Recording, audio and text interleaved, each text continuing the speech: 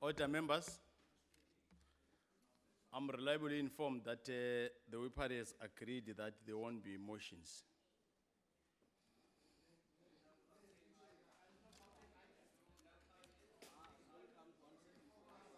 Honorable members, let me start by apologizing for the inconvenience for not starting at exactly 2 o'clock.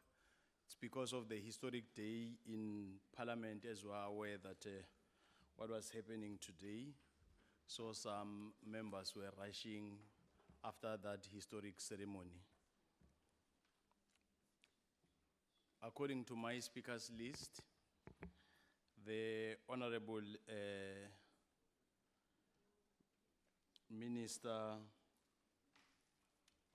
ministers have agreed to change around. So the Minister of Education, Basic Education is the one that will be opening the debate. And then Honorable Nkwinti will take the one of Minister of Basic Education.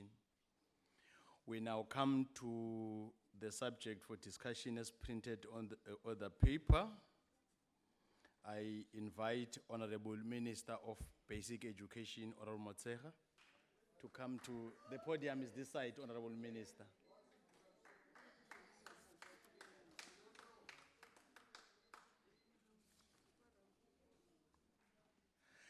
The subject is a debate on Human Rights Day, accelerated socio-economic transformation, the key to human rights and better future for all. Honorable Kaula. Honorable Minister. Thank you very much, Chair. Let me also acknowledge honorable members and colleagues, distinguished guests, ladies and gentlemen. Chair, our country is on the verge of commemorating a very important national day, aptly called the Human Rights Day.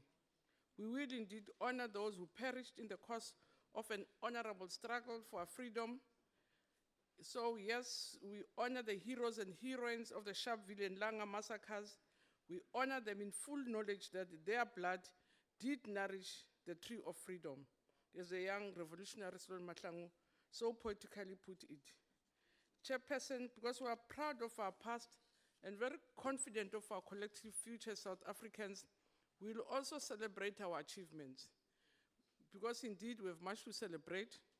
Our country finally marks 25 years of a beautiful nascent democracy. Today's debate is celebrated under the theme, Accelerated Socio-Economic Transformation, the key to human rights and better future for all. So, Chair, in the context of basic education, as we know that quality education is both a fundamental right for all and an essential enabler for achievements to other rights, such as a right to vote. We must be cognizant of the fact that the greatest threat to modern democracies is not the so-called the axis of evil, which is racism, right-wing or religious zealots, but it's also an uneducated populace.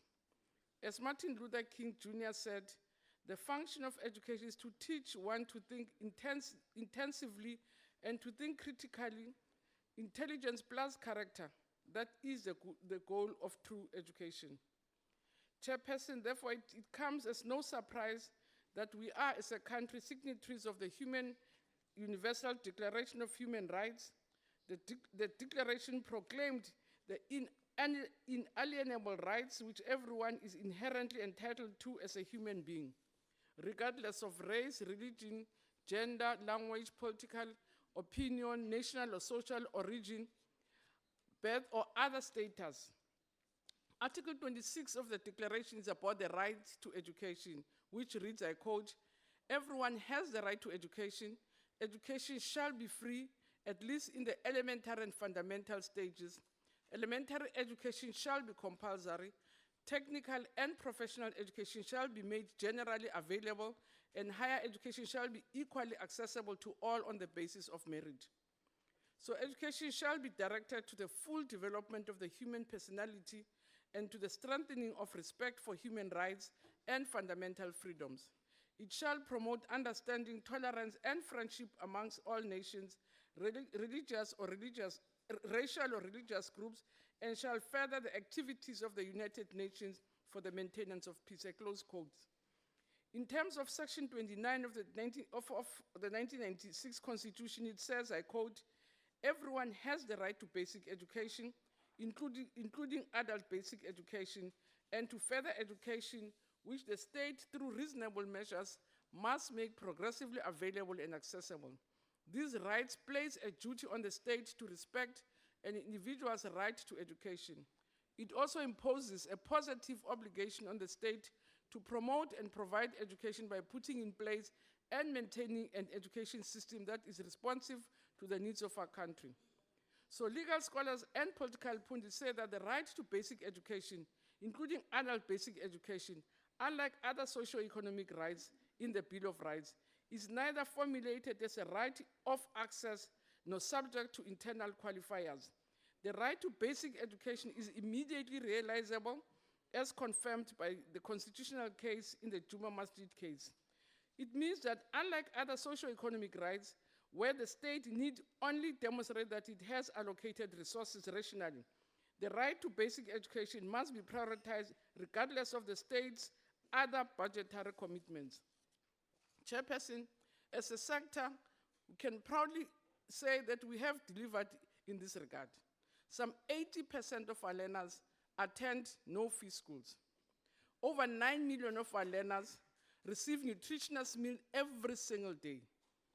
We have over 700,000 children accessing early childhood education in the last financial year.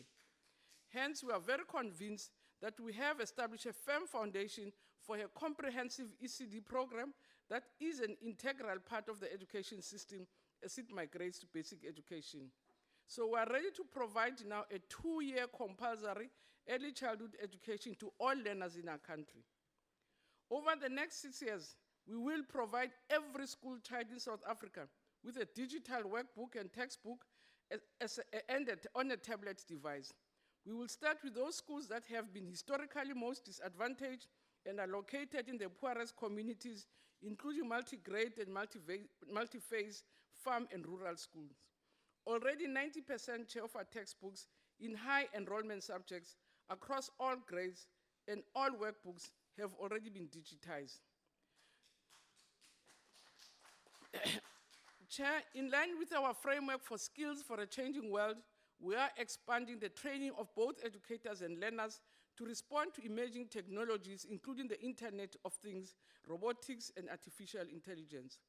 Several new technology subjects and specializations will be introduced, including technical maths, technical science, which has already been written in 2018, maritime science, aviation studies, mining sciences, and aquaponics, amongst others.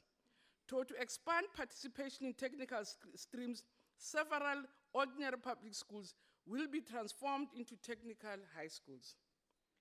Another critical priority is to substantially improve reading comprehension in the first years of school. This is essential in equipping children to succeed in education, in work, and in life. And it is particularly the single most important factor in overcoming poverty, unemployment, and inequality. In this regard, we can announce we have already launched what we call the National Reading Coalition under the auspice of the National Education Collaboration Trust. Chairperson, as the African National Congress, since the beginning of our struggle for freedom, it was always about fundamental human rights for all, the oppressor included. We have never separated the yearning for equal education outside the idea of a legitimate state founded on the will of people. History tells us that the ANC president, Wabulanga Libalele Dube, in 1892 gave a lecture upon my native land. In the lecture, he foretold that Africa in general, but South Africa in particular, will be a free, spiritual, and caring continent. 2 decades later, 6 lawyers were all members of the ANC, such as Henry Sylvester Williams, Alfred Mangena, Richard Msimang, Pexlika Isaka Seme, Ngungu Paswayo, and George Muntsiwa, argued severally and collectively for a constitutionalism at the birth of the ANC in 1912. I'm sure ababonomgogwane ke abanye mhlawumbe o-DA nabangani babo can look this up and this beautiful narrated book which has been written by Advocate Tembeka Nkaitobi, The Land is Ours. Chairperson, The Land is Ours shows that these lawyers developed the concept of a Bill of Rights. So it's not anything that is fashionable, it's something that is steeped in the cultures and the values of the ANC. The publisher, Penguin Random House, South Africa, says in a blurb, this book is particularly relevant in light of current calls to scrap the Constitution and its protections of individual rights. The book clearly demonstrates that from the beginning, the struggle for freedom was based on the idea of the rule of law. Chairperson, therefore it shouldn't come as a surprise when we say we are indeed, as the ANC, midwives of this beautiful constitution. Our leaders, our forebearers risked life and limb in pursuance of the rule of law. And we shall not tire in the face of peacetime revolutionaries whose only mission is to steal our freedom, and the only thing they know is to insult, and fluke the ANC until the cows come home. At the home of this constitutionalism was the idea of human rights. At the pedestal of those rights is the right to education. So, Chairperson, it must be noted that the idea of creating a constitutional state based on universal human rights, including one man, one vote, is not a product of a compromise of the multi-party negotiations in Codesa. We taught everybody, including the Nationalist Party, the value and purpose of a constitutional democracy. As early as 1917, Comrade Sfako Mapogo Makgatho was elected the second president of the ANC, and he called for the creation of a non-racial society in South Africa. He, together with his comrades, promulgated the first constitution which defined the ANC as a Pan-African organization. As early as before the 1920s, the ANC stalwart and Isitwalandwe, Charles Maxeke Manye, was already at the forefront fighting for women's rights. Later in 1919, Comrade Maxeke helped that finest revolutionary Clement Kadali to form the Industrial Commercial Workers Union to fight for workers' rights. By 1930, it was established that, in fact, women's rights are indeed human rights. In 1921, Reverend Mahaban lamented in his speech, "We're not political children, that Africans were degraded and dehumanized and rendered landless, voteless, homeless, hopeless, and denied basic human rights." He foretold that the recovery of the African humanity, Ubuntu, and its inherent values of freedom, equality and justice for all will be the only basis for peace and development. He'll be happy to know that we shall indeed reclaim our land, and the land is ours. By 1943, the ANC issued the African Claims, a Bill of Rights which amplified its 1923 original draft and reinforced the idea of self-determination and socio-economic rights. That is the second generation of human rights. So we taught Freedom Plus and Almat van Hele and AfriForum and Almal for the idea of self-determination. In 1949, a new generation of revolutionaries took center stage as the ANC Youth League adopted a program of action which included demands such as inalienable rights to the land, to rights, self-determination, and human rights. And in 1954, women from the broad spectrum, including the ANC, adopted Women's Charter, and this was a precursor for the 1956 march. So, Chairperson, it was only in 1955 at the Congress of the People that the struggle entered an irreversible gear as all people of this country, both black and white, adopted the Freedom Charter. The Freedom Charter is notable for its demand for and commitment to a non-racial South Africa, and this remains a platform of the ANC. The ANC ought to again a Freedom Charter. The Charter also calls for democracy and human rights, for land reform, for free education, for labor rights, and for nationalization. The 1996 Constitution is predicated on the text of the Freedom Charter. Our forebears will be happy to know that we will nationalize the reverse bank, but keep its mandate unchanged as demanded by the Constitution. In the years between 1990 and 1992, the ANC's Constitutional Committee under the late Dr. Zola Skweyiya studied bills of human rights in Africa and abroad, and ANC produced a blueprint ready to govern, and they say the rest is history. In conclusion, Chair, I want to reinforce a historical truth that we are indeed, as the ANC, midwives of this beautiful constitution. Our forebearers and our leaders risked life and limb in pursuance of the rule of law. And again, I want to say we shall not tire in the face again of your peace revolutionaries. I know they're going to come here and fluke all from left to right, whose only mission is to steal and insult the ANC. And at the heart of this constitutionalism was the idea of human rights. At the pedestal of those rights is the right to education. Thank you very much, Chair. Thank you, Honorable Minister. Honorable Labuskaghne.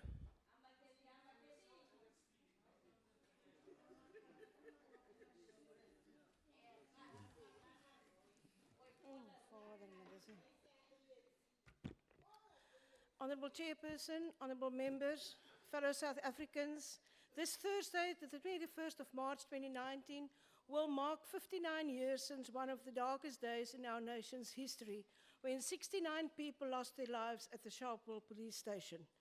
They were only there to offer up themselves for arrest for refusing to carry their passbooks. A protest that started out as peaceful soon escalated into a massacre when police officers opened fire on the crowd, embodying the depths of horror that was perpetuated by the apartheid regime. In this post-apartheid South Africa, we honor those South Africans and many others in their fight for fair basic human rights, and on a day that we call Human Rights Day. We cannot disregard the governing ANC's role in having achieved the human rights we enjoy today. The ANC as a freedom movement won those rights for all of us. The ANC as a freedom movement championed a noble cause for which we are all grateful.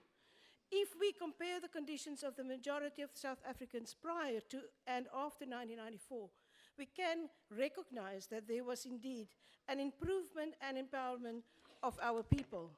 The South African Bill of Rights is one of the few across the world that include economic, social, and cultural rights, coupled with traditional civil and political rights as legally enforceable rights.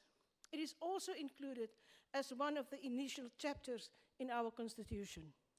It is, however, unfortunately, and in many ways an infringement on the hard-fought human rights that the efficient ANC freedom movement could not prove themselves as an effective and respected government of all our vulnerable newfound democracy. It is indeed not a celebration of human rights and democracy as envisioned by Nelson Mandela, but rather a serious debate on how the ANC government failed to protect human rights in South Africa. We need to look no further than Section 25 of the Constitution that concerns the right to property.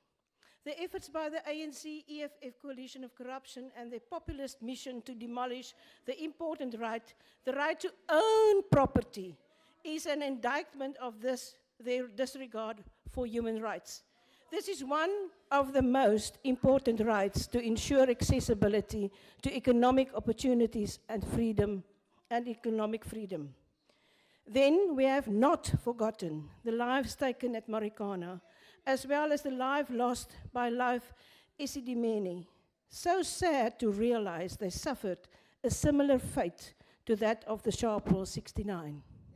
A clear violation of Section 10, the right to human dignity, and Section 11, the right to life. The ANC government killed the people of Marikana and Life Esidimeni. We will never forget.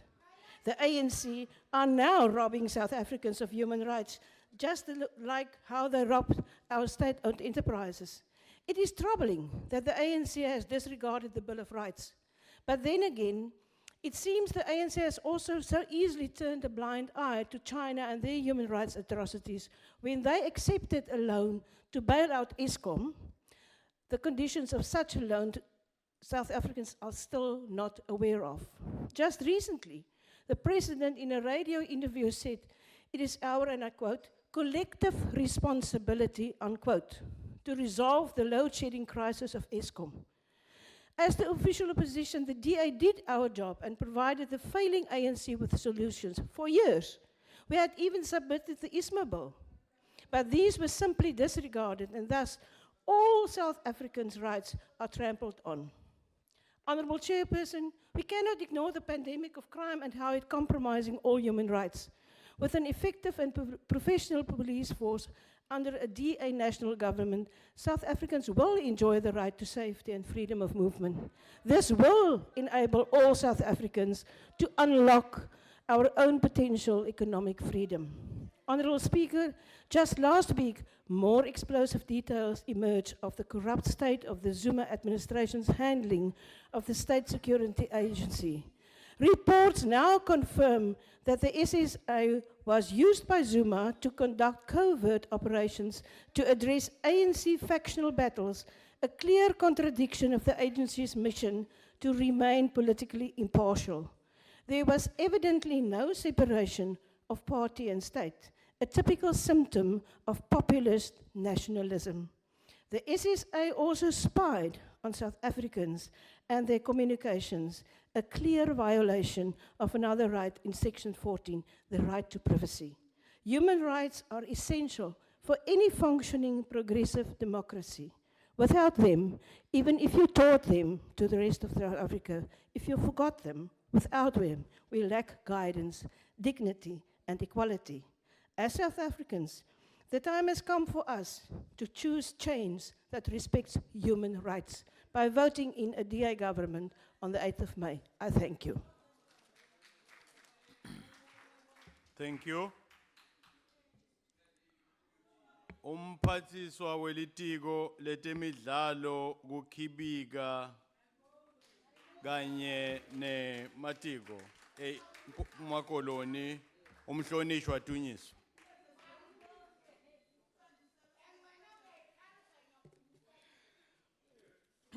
Honorable Chairperson, honorable members of the House, distinguished guests, ladies and gentlemen,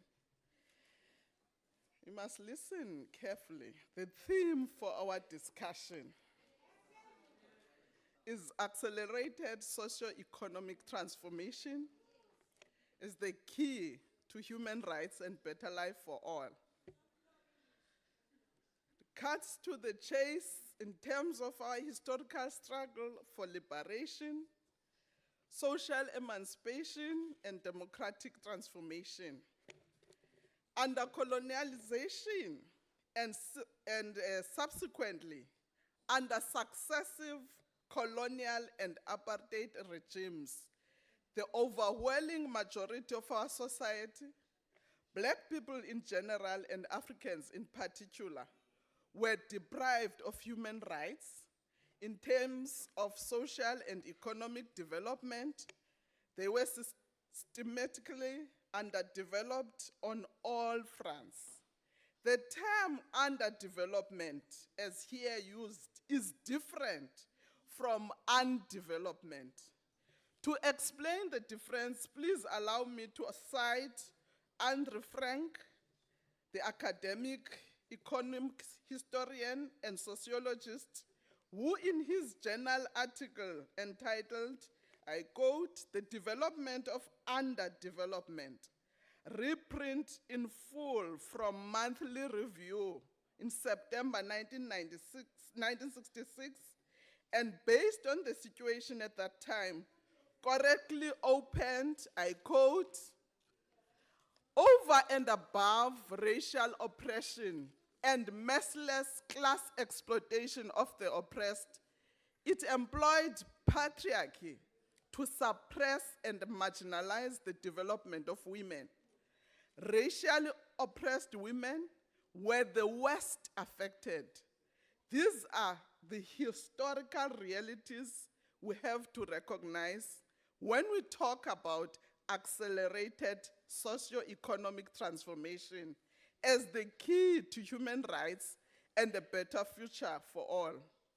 One of the ironies facing South Africa is that those who have both supported and benefited from the oppression and merciless exploitation of the previously oppressed are all out involved propaganda, campaigning, protecting themselves as the political professors of democracy. Hayi banenhloni man, inhloni ziyamakha umuntu. By the way, a significant section of them opposed the inclusion of socio-economic rights in our constitution and demanded qualified franchise. Njengale Honorable Gqibohlala phansi ngoku.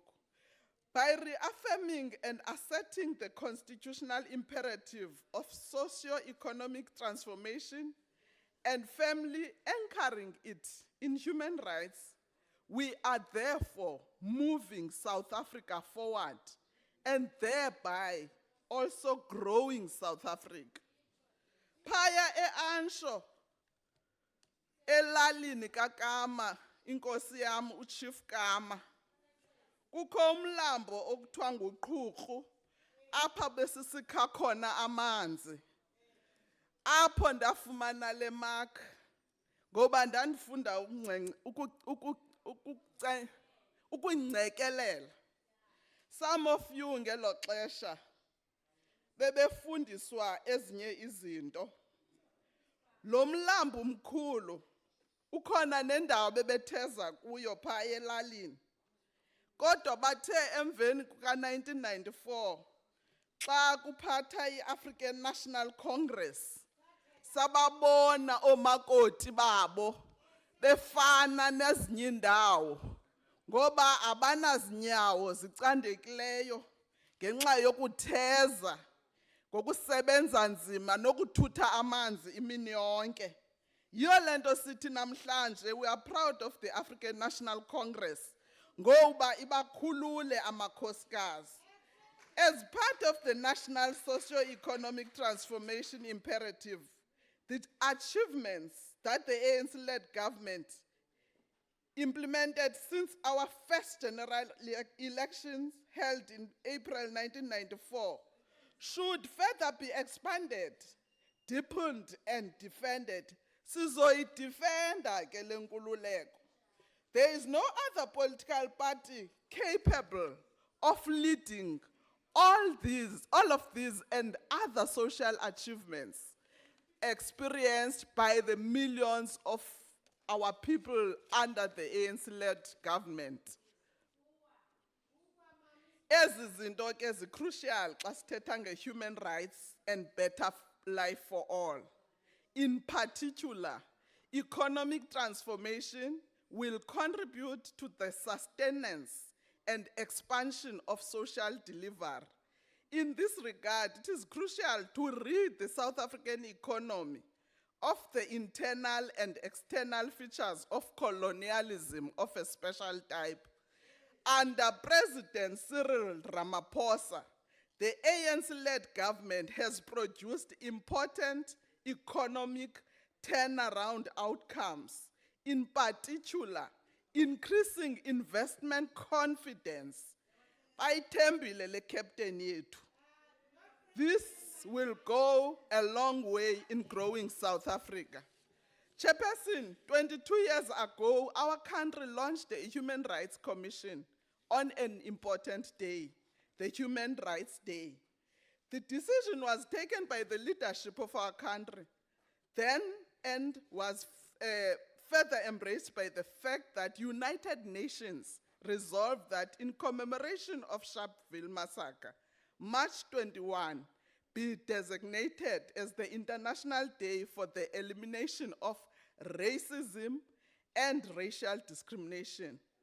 This is an indication of how countries of the world were perturbed in the way in which our people were subjected to atrocities by one of the most cruel regimes the world has ever seen. Hence the decision by the United Nations. The decision would not have been taken by the United Nations if they were not aware of these injustices in South Africa. It is because of the tireless work by great leaders of the ANC, led by Oliver Reginald Tambo, especially during the times of international solidarity, vigorous campaign under very difficult times in South Africa. At this time, most of our leaders were jailed, including the Rivonia trials. I think, Chairperson, it will be proper for us just to remind them about what we have benefited. I just want to add on what the Honorable Minister said. Ukuthi thina ngeke singavuyi ngoba we are now at a stage where doors of learning and culture have been opened to all. Today, almost 90% of schools in South Africa are no-fee schools. Our children do not go to school hungry. They do not walk more than 5-kilometer distance. ANC government provides transport for them. Enrollment of learners improved from 51 to 81%. University students' enrollment improved from 347,000 students to over 1 million. Today, more than 90% of mud schools have been discarded. Bucket system in our towns and townships have been eradicated. Women used to succumb to domestic violence because they could not divorce themselves and their respective children because their husbands were sole providers. But today, women are independent, have equal opportunities and capabilities as men, or even more than men. People with disabilities who used to be treated as parasitic welfare in the past enjoy equal rights like any other citizens or South African today. In actual fact, Chairperson, sizawube celebrated the life of Umama Usonandi by Eastern Cape, who was the seer, imboni, eyabona ukuba uphi kanye utata ujongumsobomvu kaMaqoma eRobben Island. Sizawube celebrated the rights ze-albinos South Africa. I'm afraid the time has expired. Okay, thank you very much, Chairperson. Thank you. Let me indicate to those that will be going to the podium for the first time that the unfortunate situation is that you don't have the time. So once you hear the sound, there will be a sound. It's an indication of the clock that is time up. It's an unfortunate situation in this podium because this is not our chamber because of the renovations. Mhlonishwa Samka.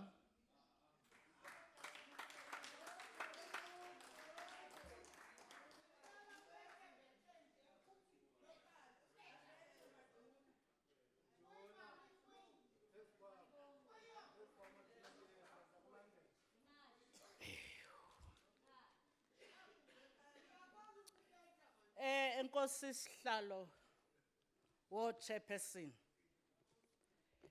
Divumele ndikhahlele namhlanje ngolhlobo. Malibongwe igama lamakhosikazi. Xa sihlalo ndizawuthi ndigxininise kakhulu namhlanje xa sikhumbula umhla wama-21 wamalungelo abantu, ndigxile kwindima ethe yadlalwa ngamakhosikazi kuphuhliso lwamaphandle, uqoqosho kwakunye nezolimo. Ndithi mandikhahlele ndibulise ngaloo ndlela namhlanje xa ndizawugabaza ndenze amabalengwe ngomgama osele uhanjiwe ngurhulumente kaKhongolose ukusukela ngomnyaka ka-1994. Phila ngonaphakade, Mama uCharlotte Maxeke, phila ngonaphakade. Ndithetha ngomama okanye ndikhumbula omama abangamaqhawe athe wona basilwela ukuqinisekisa into kokuba singomama isidima sethu sibuyela kuthi. Ndithi ke mhlali ngaphambili walendlu mandityonjothe ndithi kurhulumente wentando yesininzi ngenene nangenyaniso ulithemba elithembakeleyo nelithumekayo. Kuba kaloku namhlanje onke amakhosikazi eli lizwe ayangqina ukuba urhulumente kaKhongolose uyifezekisile iminqweno yethu wokuba isidima samakhosikazi singanyevulelwa sinyathelelwe phantsi. Loo nto uzoyibona phaya kumqulu kuchapter 2 of i-Bill of Rights kwi-Constitution. Isidima somzontsundu ngumhlaba nophuhliso lwamaphandle nezolimo mhlali ngaphambili. Xa urhulumente wethu ebejongene ngqo nophuhliso lwamaphandle nezolimo, uye wathatha amakhosikazi wawabeka phambili kuba kakade ithi intetho okuphathwe zizandla zoomama kuyanda kuchume. Lo mba womhlaba undicingisa ingoma eyayivunywa kudala isithi bavuma bonke bengakholwa ukuba babulala imfuyo. Imfuyo lena bayixabisile, zonke zotshiswa inkomo zamadoda, bahlale bebambe ongezantsi, kanti yimini kaNongqawuse, intombi kaMhlakaza, yona yazalwa ngo-1841. Ngelo xesha ke kusenzeka loo dulubhentsu yayineminyaka eli-15. Ayisothusi ke thina singuKhongolose into yokokuba namhlanje ubona abantwana bephithizela phakathi kwethu kuba kaloku bazeka mzeke nomnye kwinto eyenziwa ngabambala umweka xa babezowuthatha eli lizwe bethatha umhlaba wethu basebenzisa abantwana kuba bona bengazinto. Yiyo ke nanamhlanje xa uzawubabona bephithizela bengenambeko ingathi kukho nto abazawuza nayo. Balibale into yokuba yi-African National Congress okanye ngurhulumente we-African National Congress okwazileyo ukutshintsha impilo zabantu ngakumbi abantu abangoomama. Yiyo le nto namhlanje uzobona kwi-office kaPresident engqongwe ngabantu abangoomama. Mna ndithetha ngomama uNkosazana Dlamini Zuma, ndithetha ngomama apha oomama uLindwe Zulu, ndithetha apha ngomama Magqiyazana nango kwi-National Development Agency, oomama abaqinisekisa into yokokuba amakhosikazi ezilalini ayatreyinwa ukuze ekugqibeleni bafumane izikills ukuze baphucule umhlaba wokhokho bethu kunye nezolimo. Ndikhumbula ngelo xesha mhlali ngaphambili walendlu xa ndandifunda iBhayibhile phaa kwiindumiso zikaDavide ithi lilelani isizwe esintsundu sambethe ingubo yelishwa sihlafuna isonka selishwa sisela amanzi engqalekiso. Wafika urhulumente kaKhongolose yaye ndivumelana naye into kokuba ukuba umhlaba mawubuyele ebantwini beli lizwe. Namhlanje okaNkwinti kwixesha ebengumphathiswa weli sebe uye waqinisekisa into kokuba xa kubuyiswa lo mhlaba abantu bokuqala emabawuxhamle ngabantu abangoomama. Lo mcimbi ke malungu ahloniphekileyo ufuna somelele, ufuna oomama abanomqolo, ufuna sibe ndawonye simanyane njengabantwana beli lizwe ukuze kubuye isidima seli lizwe lethu. Umhlaba lo asiyonto yokudlala. Isidima ndiyaphinda nditsho somzontsundu ngumhlaba nophuhliso lwamaphandle kunye nezolimo. Ngeli xesha lenkululeko mhlali ngaphambili simbonile umama uXingwana eququzela kula maphondo esithi amakhosikazi kwi-agriculture. Sazibona inkqubo zikarhulumente osiyazondla eMbashe nase-OR Tambo. Xa urhulumente ebenikezela ngamatanki, enikezela ngekiriva, enikezela ngamabhakethi onkcenkceshela imihlakulo, eqinisekisa into yokokuba kwezaa ndawo oomama bayalima, kunjalo nje bayaxhamla abantwana kuyo yonke le nquleqhu.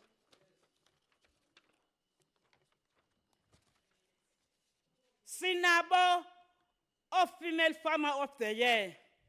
Ukuba ungaya eLimpopo uzawufika bephithizela phaa eThoyando beqinisekisa into yokokuba bayalima ukuze abantwana kunye nootata baxhamle.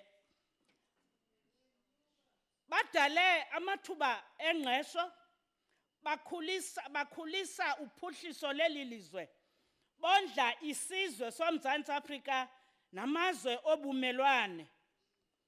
Xa kunamhlanje urhulumente ubeke bucala inkuntyula yezigidi zemali ngenjongo zokuphuhlisa lamaphandle, bonke oomama beli lizwe balusabele ikhwelo likamongameli. Umongameli umzukulwana kaRamaphosa xa besithi thuma mina, nathi singomama sithi thuma thina mongameli. Siyobuyisa isidima samakhosikazi eli lizwe ngokuphuhlisa amaphandle, ukulima nokukhulisa uqoqosho. Masiphakameni ke bomama boMzantsi Afrika siyodlala eyethu indima yokuphuhlisa amaphandle, ukulima nokukhulisa uqoqosho lweli lizwe. Hambani ke maqhawukazi weli lizwe niyogqibezela lo msebenzi waqalwa ngomama uCharlotte Maxeke. Kubalulekile ke into yokokuba xa siwenza lo msebenzi singadumisi ngobuyatha, singabanganisani ngale nkululeko esayifumana ngokuphalala kwegazi lama-Afrika. Ithi ke intetho yesintu, ihashe liyayiqhela isali elumayo eliqatyelwa ngayo. Thina masiwuthwale lo mzabalazo usilingene. Xa ndizawuhlala phantsi ndifuna ukutsho mhlali ngaphambili wale ndlu ukuba nangona ezi zinto sizibona zisenzeka kwezi ndawo, kodwa kusekhona ukuqhwalela phaa naphaa, kuba uyawuphawula into kokuba xa imvula ingani, aba mama ndithetha ngabo abakwazi ukuqhubeleka nomsebenzi wabo. Ifuneke into kokuba ezi projects siziqhubayo sizilandelele ukuze sijonge into kokuba senze ntoni, indima esiyihambileyo sihambe sahamba samaphina ukuze ubonakale umda nendima esiyihambileyo. Mhlali ngaphambili ndisuka kumhlaba wase-OR Tambo apho umongameli abeke khona idamu elizawuthi lincede oomama ukuze ekugqibeleni bona baqinisekise into kokuba ukulima kuyimpumelelo kweli lizwe. Enkosi. Enkosi mama.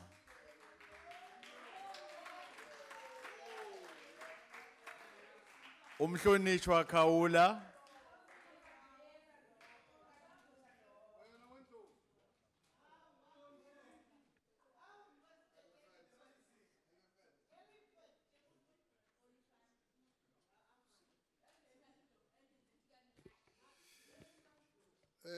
Honorable Chairperson and the Honorable Chairperson of Council, Memo Dise, Honorable Minister Mama Omotsecha, Honorable Deputy Minister, colleagues, the IFP will always remain indebted to and applaud the efforts of our democracy founding fathers and mothers for their maturity in dealing with issues that led to our democracy. The special focus here is on Kotesa 1 and Kotesa 2 in the early 1990s. We'll also never forget the dedication of Professor Okumo from Kenya, who ensured that an 11th hour settlement took place between Mr. F.W. de Klerk, Dr. Nelson Mandela, and Prince Mangosuthu Buthelezi to facilitate the participation of the IFP in the 1994 elections, thus averting what could have been a disaster for South Africa. As the IFP, we also applaud the marathon meetings, engagements, and give and take of the first democratic parliament in 1994 and 1996, which came up with our constitution. Indeed, the IFP was there, and we are proud of it. We are proud of Chapter 2 of our country's constitution, which is largely the IFP contribution to the constitution-making process of South Africa. Today, Chairperson, the IFP wants to focus on the right to vote. Amongst the top priorities of the struggle, the right to vote ranked highest in the agenda. This is because when you have achieved your right to vote, it then becomes your voice. The right to vote gives you access to economic freedom. It gives you access to quality education. It gives you access to land, to quality health care. It ensures your right to life, to shelter, and so on. In respect of South Africans, have their right to vote given them access to all these aspects? As we move to the 8th May 2019, our country's national and provincial election day, the IFP is cautioning South Africans to exercise their right to vote with care. Do not vote today and toy tomorrow for corruption. Do not vote today and toy next week for crime. Do not vote today and toy next week for free education. For solid 25 years, kungani abantu base South Africa befuna ukuqhuzulwa isigodo esisodwa njalo ngokhetho endaweni eyodwa. The IFP says, so that you do not stumble in the same hole after every election, change course this time around, change direction. Vote out of power those who sell the soul of your country to the likes of Bosasa and the Guptas. Vote out of power those who have failed to give you quality health care, quality roads, quality education. Vote out of power those who have failed to manage your electricity properly. Vote load shedding out of power. Vote corruption out of power. Vote joblessness out of power. Take the road less traveled. It leads to glory, integrity, and respect for humanity. The road less traveled leads you to Ubuntu. The road less traveled leads to service delivery for you, and not only for friends and comrades. And that is the IFP road. The IFP appeals to all fellow South Africans to say, let us jealously guard that which belongs to us, and that is our country. Let us secure our freedom and our resources by putting into power service over self. If we do not do this year, it might be too late in another 5 years. Wherever you are, South Africa, think your future, think the future of your children, think the economy of your country, and say, 25 years has been too long a chance for you to still be struggling like this. Vote arrogance out and put respect, morality, and values into power. So says Inkatha Freedom Party. I thank you, Chair. The Western Cape Speaker, Honorable Fernandez.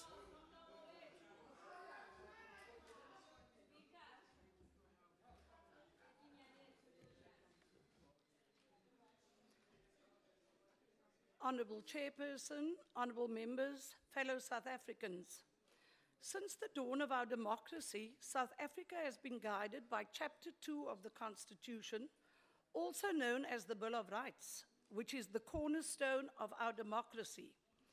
Sadly, over the last few years, we have seen these rights under threat, and I would like to caution all honourable members present here today to reflect on the fact that the state must respect, protect, promote, and fulfill the rights as stated in the Bill of Rights. The full realization of human rights should be a vital goal of the developmental state. March the 21st annually marks Human Rights Day on the South African calendar, which is historically linked with the 21st of March 1960 and the events of Sharpeville. Whilst I prepared my speech for this debate, Honourable Chairperson, rolling blackouts occurred. Let me just touch on the issue of rolling blackouts. The ANC's mismanagement of Eskom has led to a solid 5 days of stage 4 rolling blackouts, which have had a devastating effect on the country at large. Failure to maintain the power plants and rampant looting has now led us to the point of near collapse of South Africa's electricity grid, to the extent that we will now experience stage 5 and 6 to stave off national blackouts. It is against this backdrop, Honourable Chairperson, that I ask, how could we develop our country's economy in the midst of this national power crisis? Inclusive economic growth should be redistributive of all national resources and should benefit all the citizens as an imperative of human rights. When I say this, I mean that inclusive economic growth in the sense of untangling the enclave economy and deconcentrated economic growth that happens in spatial areas where poor people live, in places where poor people work, where they participate in the generation of economic activities, and in poor communities where the means of production owned by the poor are used in the production of goods and services for the development of poorer areas. The lack of competence in managing and maintaining our national resources means that there is a dire lack of opportunities for the fulfillment of citizens' human rights to have meaningful standards of living. Chairperson, during a lecture delivered by the leader of the Democratic Alliance, Musi Maimane, at the Wits University School of Governance in August 2017, the Honourable Maimane indicated that the DA believes that economic transformation is most effectively achieved by multiplying poor black people's access to income-generating activities that can provide routes out of poverty and into the middle class. He further stated that the party believes that the economy must play a critical role in uniting and should not divide South Africans despite their race. It is this principle that informs the DA's perspective on economic transformation. Chairperson, any wealth redistribution model that is not accompanied by interventions to grow the economy is bound to fail. What the poor and vulnerable need most, Chairperson, are jobs backed by good education and sustainable economic growth, which will bring increasing prosperity to all. We are 25 years into our democracy, and we need to realize that our previously disadvantaged citizens no longer exclusively fall under the term poor. Under the leadership of the ANC government, we saw black economic empowerment introduced in the year 2000. This racially selective program was aimed at rightfully redressing the inequalities of apartheid by giving black previously disadvantaged South African citizens economic privileges not available to white South Africans. However, in 2010, former Finance Minister Pravin Gordhan said, BEE policies have not worked and have not made South Africa a fairer or more prosperous country. To support this statement, the former president of the National African Federated Chamber of Commerce and Industry, Lawrence Mavundla, said, BEE and preferential procurement had marginalized small businesses instead of helping them. In 2017, the National Treasury did a study on the effectiveness of BEE. The Treasury report suggested that more emphasis should be given to the management control and employment equity elements in BEE. However, the targets cited were found to be equally impractical. Chairperson, hundreds of thousands of jobs have been created in the Western Cape under the leadership of the DA's Premier candidate, Minister Alan Winde, in his previous portfolio as MEC for Economic Opportunities, which is a reflection of promoting and deepening a human rights culture.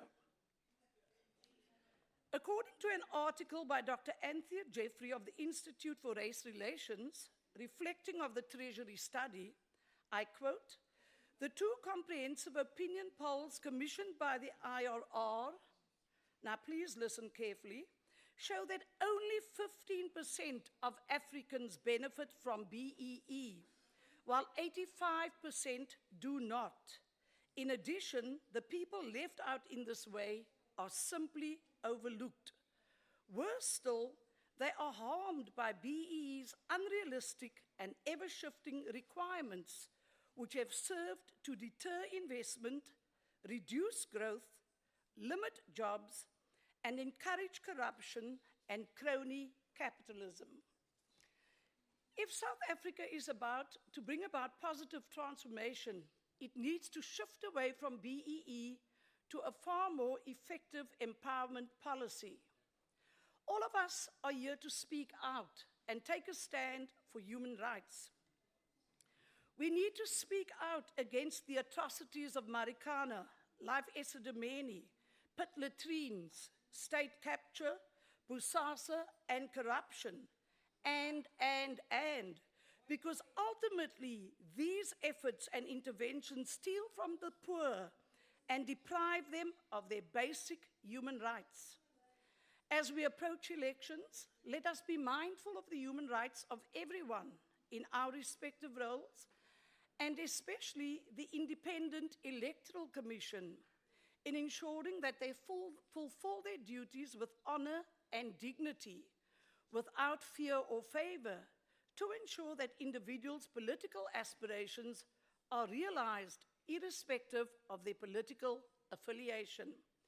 In conclusion, Honorable Chairperson, I will raise my voice, I will take action, I will use my rights to stand up for your rights to make South Africa a better place for all who live in it. I thank you. Thank you. Honorable Gimbi.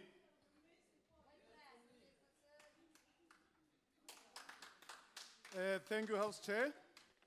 Honorable Chairperson of the NCOP, Deputy Chairperson of the NCOP, Ministers in the House, Deputy Minister, Chairperson, the human rights debate today provides an occasion to take stock of where the country is in and our quest to deepen a human rights culture and advance especially socio-economic rights to reverse the devastating effects of poverty, inequality, and economic deprivation, which are the direct consequences of colonialism and apartheid, which constitutes the primary focus of my contribution to this important debate. Chairperson, Constitution has roots mainly in 4 documents of processes. The 1923 Bill of Rights, what Minister mentioned here, the African Claims of 1943, the Women's Charter in 1954, the Freedom Charter in 1955, and the ANC's 1988 Constitutional Principles for a Democratic South Africa. In May 1923, at the conference in Bloemfontein, the ruling party, which is the ANC, adopted a resolution on a Bill of Rights. It called for equal citizenship, access to resources, including the land. Ebaluleke kakhulu, not lento yenziwa i-DA, ithi xa uyinika abantu i-title deed zamatyotyombe, imenga loo nto. Sifuna umhlaba, not amatyotyombe, i-title zamatyotyombe.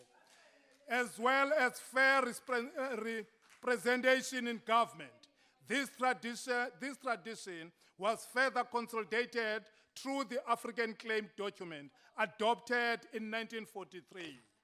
As a response to the 1941 Atlantic Chapter of European Allied Forces after the Second World War. Chairperson, fighting crime has always been one of the priority areas in terms of the 2014 ANC manifesto, to which extensive resources have been placed in view the safety and security of community in South Africa as a priority.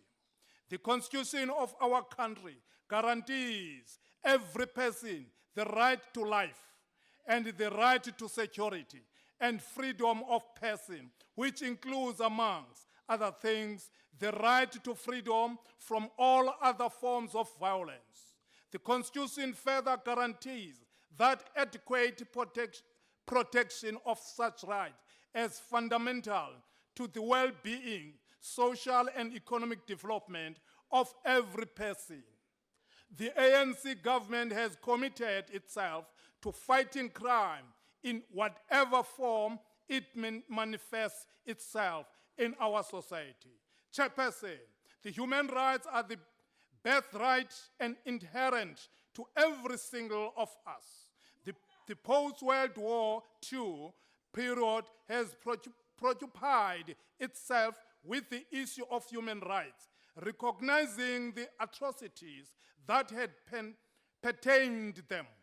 We can appreciate, therefore, why even the Vienna Declaration impressed upon the United Nations to uphold human rights as an initial part of democracy and develop and to ensure that it makes concerted effort to ensure they prevail. It is in this regard that we cannot divorce a nation's democracy and development from its human rights, and the exercise, therefore, while democracy, on the one hand, it is expression of a people's choice for a political system of their own. Human rights are a means by which that society interfaces with this political, social, culture, and economical environment. It can therefore be argued that human rights are a necessary ingredient of democracy and development. Chairperson, in the last 2 decades, since the transition to democracy and the establishment of a democratic police, South Africa continues to experience alarming high rates of crime, particularly violent crime. This is evident for instead by successive increase in conduct crimes, especially murder, robbery, and other violence crimes. Violence against vulnerable and marginalized groups remain stubbornly high, compromising the ability of these individuals to play active role in the community and society at large. Chairperson, SAPS continued to ensure that barriers to reporting cases of rape, actual abuse, and domestic violence are sufficiently addressed to reporting and minimizing secondary victimization. Seemingly intractable challenges such as gangsterism, drugs, and alcohol abuse, underpinned by increasingly sophisticated and violent organization crime enterprises, have resulted in our community being mired in a cycle of violence and trauma. Despite these challenges, South African Police Service has made significant strides in dealing with serious violent crime, particularly in the Western Cape. Chairperson, mandenjenje, kukho abantu chairperson abangakwazi ukuyingqina bangakwazi ulungqina olusuku sithetha ngalo le-human rights. Abo bantu chairperson balapha e-Western Cape akumbi kwisibhedlele ekuthiwa KDH. Abo bantu abakwazi uzithethelela. Phaya chairperson kufa abantu daily ngenxa yokuqeshwa kwamunesi abangekho qualified. Aba bantu babulawa ngamabomu ngesitofu. It's not that befa kanjani. Akumbi kulaa ndawo kubelekelwa kuyo. Chairperson, apha eWestern Cape sithe xa sibiza u-MEC bamakazoakhawunta kunye nee-managers benza la corruption bebeyinqanda bayuza i-state government resources to defend Noma French, not to come and manage us, to account to the committee. Yet abantu bayafe ekhayelitsha. Chairperson, kungcono kwayisidimeni kunekhayelitsha ye. Honorable Krimbi, let me take Honorable Labuskaghne. Honorable Labuskaghne. Honorable Chairperson, I don't think there's a rule that says that you can bring your summons or whatever from a committee into the House from a podium. Chairperson, kungcono isidimeni kunekhayelitsha. Chairperson, into abayenza baqesha oogqirha abangaqualifiyiyo. Recently, a doctor ungayemaphepheni ngoku Nigeria Honorable Krimbi. mismanaged. Honorable Krimbi. Honorable Chair- Honorable Labuskaghne. Honorable Chairperson, I would like to know if the Honorable Kimbi will take a question on his personal relationship with No, the honorable Kenyan. members, she's in order. Honorable Krimbi, are you ready to take a question? No. No, Chairperson. she's not ready. Honorable Krimbi, sorry. Honorable Engelbrecht. Chairperson, just a point of order. Honorable Kimby is shouting. I cannot hear a single word. Maybe he can just relax and calm down, take a bit of a deep breath and smile. Honorable Chair. Honorable Engelbrecht, that is not a point of order. Continue, Honorable Krimbi. Thank you. Chairperson, ugqirha omismanage umntu ulapha eKalbrema ngoku and lo gqirha lo bangapha abantu abafileyo abangakhange abamismanage ngula gqirha. Yes, on Sunday, Chairperson, on Sunday a patient iye apha eGrooteskuil yaqhaqhwa yalaliswa immediate lo patient ukuvuka kwaye buthongweni kwathiwa mayihambe igcwele igazi umzimba lingancediswanga nezinto lo muntu lo ngolwesithathu ufuneka lapha uzundikhapha uba ndiyaxoxa akathungwanga emveni kokuba enziwe i-operation ukhutshwe njalo. I'm telling you, isidimeni Chairperson singcono kakhulu kune-Western Cape government babeke umuntu ongazinto. How can a person try to use state resources to defend individuals? Sibiza apha i-officials kwamazophendula kuba banqina ulungelo labo ababanika abantu ilungelo labo ayaxhatshazwa Honorable Labuskaghne. No, you can't be doing that. Let me recognize Honorable Deplange. Honorable Deplange, why are you standing? Honorable Hatting, sorry. I'm telling you, this is Sorry, Honorable Hatting. Honorable Yami, my name is Chris Harting. Pleased to meet you. Honorable Chair, I'm very concerned about the health status of this honorable member. Something is seriously wrong here. We cannot continue like this. I think we should get some emergency medical people here. Honorable Hatting, you know very well that is not a point of order. Take your seat. Let's allow the debate to go on. Can you continue, Honorable Krimbi, and conclude? Chairperson, Sorry, wena Honourable House Chairman. kwayifunda Sorry, Honorable Krimbi. Chairperson. Sorry, Honorable Honourable Krimbi. House Chairman, Chairperson, Sorry, Honorable Krimbi. No, you can't be talking. We are not recognized. now I've long been standing before. Yes, like- I'll recognize you after dealing with the honorable member. Honorable Mikalakis. Honourable House Chairperson, yes, thank you very much for recognising me. Just, I hope this is of some help, but just on a matter of concern of the member that Honourable Hutton raised, if something was to happen to him, he will be in fantastic hands in the Health Department of the Western Cape. So my French will look after you. That is not a point of order. Honorable Mutlashuping, you are recognized. Exactly my point, Chair, that we need to protect the speaker on the podium and not subject him to unnecessary attacks like these ones. These are statements that are undermining the speaker on the podium and he Honorable- needs to be protected, please. Honorable Mutlashuping, I've been consistently doing that. That is why I've ruled that that is not a point of order. Honorable Krimbi, can you conclude? mandigqibezele Chairperson ngelithi wena kwayifunda iBhayibheli uYesu ubona umzi waseJerusalem othi akubona awulilele kuba umzi waseJerusalem wawumhle ngaphandle kodwa ngaphakathi yayibubugoxo bamathambo Ikhula kunjalo apha eKhayelitsha. I-building eyenziwe yi-ANC inhle ngaphakathi, kodwa indawo yokufela kwabantu. Abantu bayafa pha. I wish that urhulumente angakayijonge ngoba kukho lembongi umani manye ihamba ibonga apha esithubeni ingathi ibotshwe emnweni ithi kungcono eWestern Cape ayazi into kube Western Cape singaphuma siye ngoku uba ngaba kho njalo makufonishe i-commission of inquiry tomorrow. Honorable Cimbi, I'm afraid your time has expired. I indicated earlier on about the Honorable Minister Quinty, who was presenting a report in the NA. Honorable Quinty, Minister of Water and Sanitation, it's your opportunity now.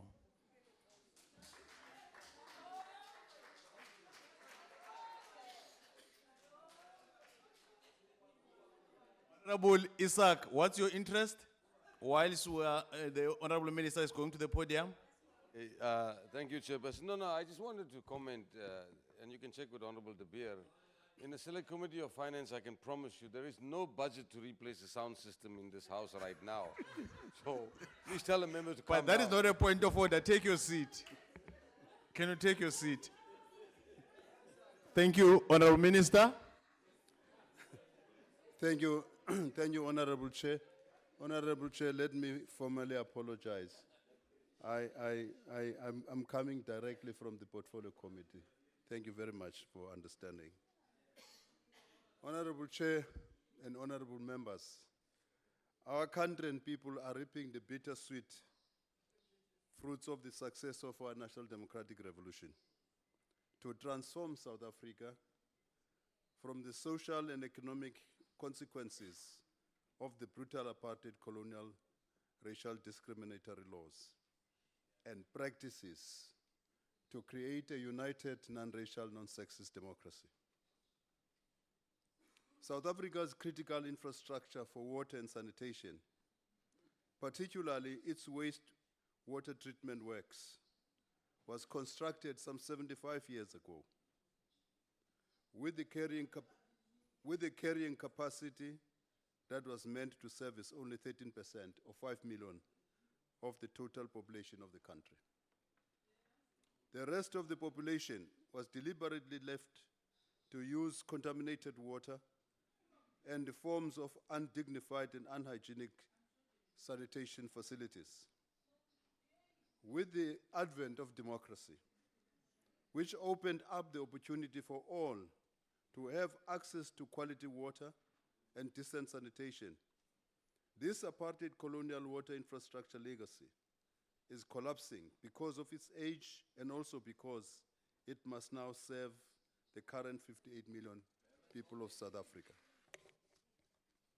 However, the different population groups without formalized race-based constraints continue to enjoy differential access to quality water and decent sanitation, thanks to the historical spatial inequality, which perpetuates the legacy of colonial apartheid's racist past. Honorable Chairperson, we're coming from a big debate in the Portfolio Committee about the Vaal River system, the pollution of the Vaal River system. That is a direct consequence of this. It's not, Honorable Chairperson, it's not non-maintenance. It is because our people during this period, the last 25 years, have been free to move from wherever they would have been confined by apartheid to where they hope to find a better life. And they're flocking to the cities. The cities, the infrastructure in the cities is not sufficient to accommodate all of them. The result is that what we're seeing now is that we've got a lot of informal settlements, particularly around the Vaal. So the Vaal River system, all 5 rivers that constitute that Vaal River system are polluted. It is not because our people do not want to, it's not deliberate. Let me put it summarily like that. it is because our people do not have the necessary facilities. It is a historical fact. It is a historical fact because apartheid was was not a decent system. It was a system which was meant to service the interests of only a few against the majority of people of South Africa. The African National Congress has freed South Africa, has put in place a system which treats people as human beings. All of them, whether they are part of the past, which was privileged, or they are part of the past, which was humiliated by apartheid and its architects. So when we deal with human rights today, when we talk about human rights today, we're talking about a change, a fundamental change in the manner in which the country has been structured, in the manner in which the people of this country have been exposed and having privileges which were very, very different. Because today, due to the African National Congress taking over power in the country, our people have access to all the services in this country. And therefore, Honorable Chair, we must thank the National Council of Provinces today for allowing us to participate in this kind of important debate. Honorable Because- Minister, sorry, Honorable Minister, let me take Honorable Labuskaghni. Honorable Skaghni, why are you Honorable- standing? Honorable Chair, I would like to know if the Honorable Minister will take a question. Honorable Minister, are you ready to take a question? Yes, I am, Honorable Chair. You can ask. The Honorable Minister is ready to take your question. Thank you very much. Honorable Chair, I would like to know if the Honorable Minister can give us an indication what the ANC government would have been able to do with the billions of rands by state capture and mismanagement that was stolen and mismanaged. How far they could have been done in addressing. Honorable members, in let's allow the, addressing- sorry, Honorable in Skaghni. addressing. Honorable Skaghni. Honorable members, let's allow the minister to get the question. Honorable Labuskaghni, you are In protected. addressing the pollution and the circumstances. You ask a question, Yes. not questions. That is the question. Yeah. And addressing the circumstances as so rightly described by the minister. Honorable Minister. Honorable Chair, I was once locked in a single cell in a place called Alistair by the security police. And they were, you know what they said? They said to me, "You stole money." You know what I said to them? I said to them, "The people who stole money is Rudy." You remember the information scandal? That's what That I was said in to the America, security Honorable police. Minister, not here. That's Honorable what I Labuskaghni, said to you the can't be security doing that. police in the cell. I was alone. There were two of them. I was not afraid to tell them that they are, in fact, their own government stole money. Now, that's what the National Party government, where you come from, Honorable Member, unfortunately, that's what they did. They stole money. And they Honorable killed people. Chairperson, on a point of order. They never understood anything that is called human rights. Human rights for them was only for their own people. Honorable Minister, let me take the point of order. What is the point of order? Honorable Chair, I asked the minister a question. It's not about whether the apartheid regime Honorable- stole money or not. Honorable I asked- Labuskaghni. I asked the- Honorable Labuskaghni. I asked the Order question. members. Order members. I Honorable Labuskaghni. Can you take your seat so that I make a ruling? Honorable members, if you avail yourself to ask a question, you can't be prescribing to the person, irrespective whether it's a minister or not, how he or she must respond to your question. You must be ready to listen to the response. He has not even done responding, and then you are rising on a point of order, and it's a frivolous point of order. Let's allow the minister to respond to your question. Continue, Honorable Minister. Yes, thank you, Honorable Chair. Honorable Chair, what the ANC has done Corruption.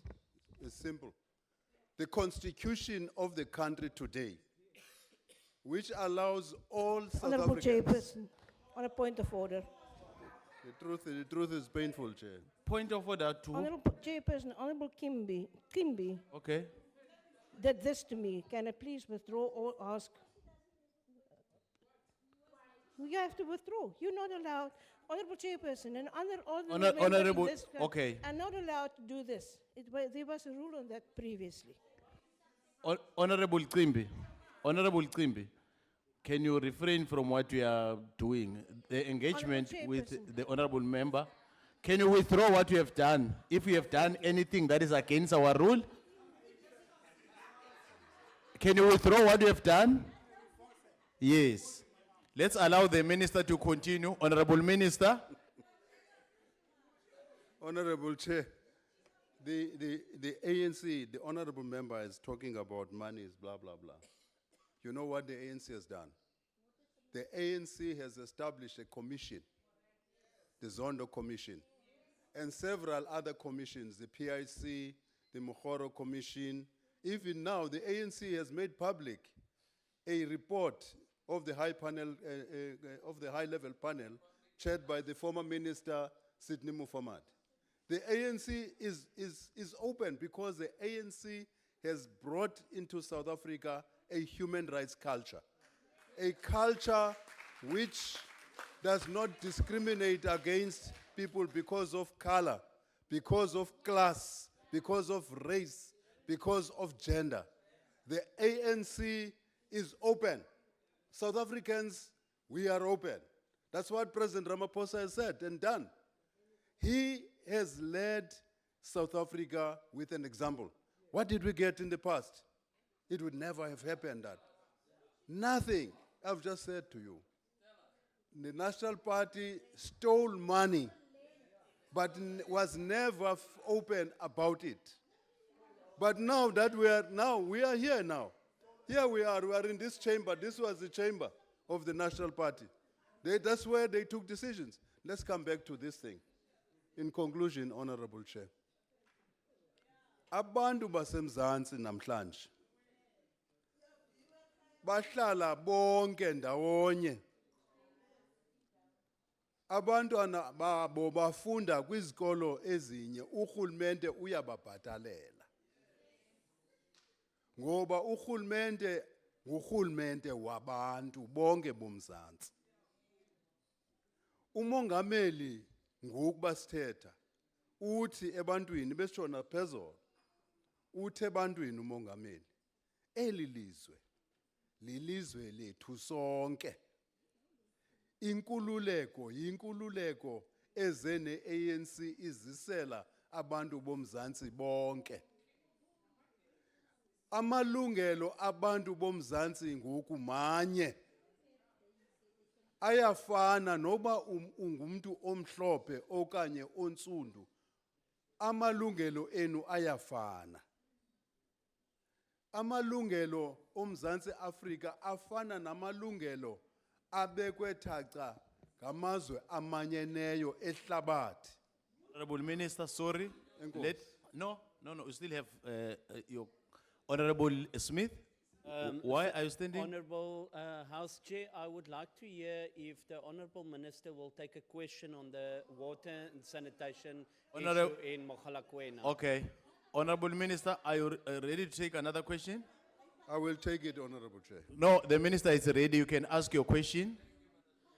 Thank you, Honorable House Chair. Honorable Minister, for the past 6 years, the sewer has been flowing into the Dorps River, the Sandsloot River in Mogalakwena, as well as the Nels Vlei. We opened criminal cases against the municipal manager. I've got the case number. Until today, nothing has happened. What is your department doing about that situation where the people's water are polluted, where animals are dying downstream on the Mogalakwena from black individuals that's farming in that area? All those villages are drinking from that villages. Is the Honorable Minister. Chair, is the honorable member proud of what he's asking? It's unbelievable. It's unbelievable that he actually tells the country the history that I've just relayed. He's telling the country the consequences of the past. This honorable member proudly stands there and says all of that. You know, it's just painful to the honorable member because he is black and he's decided to join those people who created that history in our country. This my honorable member is proud. He's asking me this question as if he himself comes from a beautiful past. You have crossed the floor. You have crossed the floor. You have joined the forces of evil of the past. That's what you have done, honorable member. The fact that you are able to ask that question, in a chamber Honourable is Chair, because on a of the point of African order. National Congress creating a He was not human even rights born, he culture couldn't have in crossed the South floor. Africa. That is why you are able to say that. Say thanks to us. Thank you, Honorable Chair. Thank you, Honorable Minister. The Honorable Deputy Minister of Kokta, Honorable Bapela.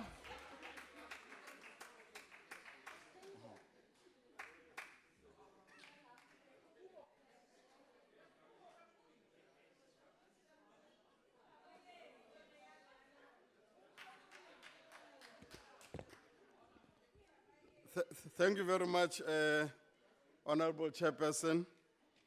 As I was walking to the podium, I thought they would say Malibongwe, but there was no Malibongwe.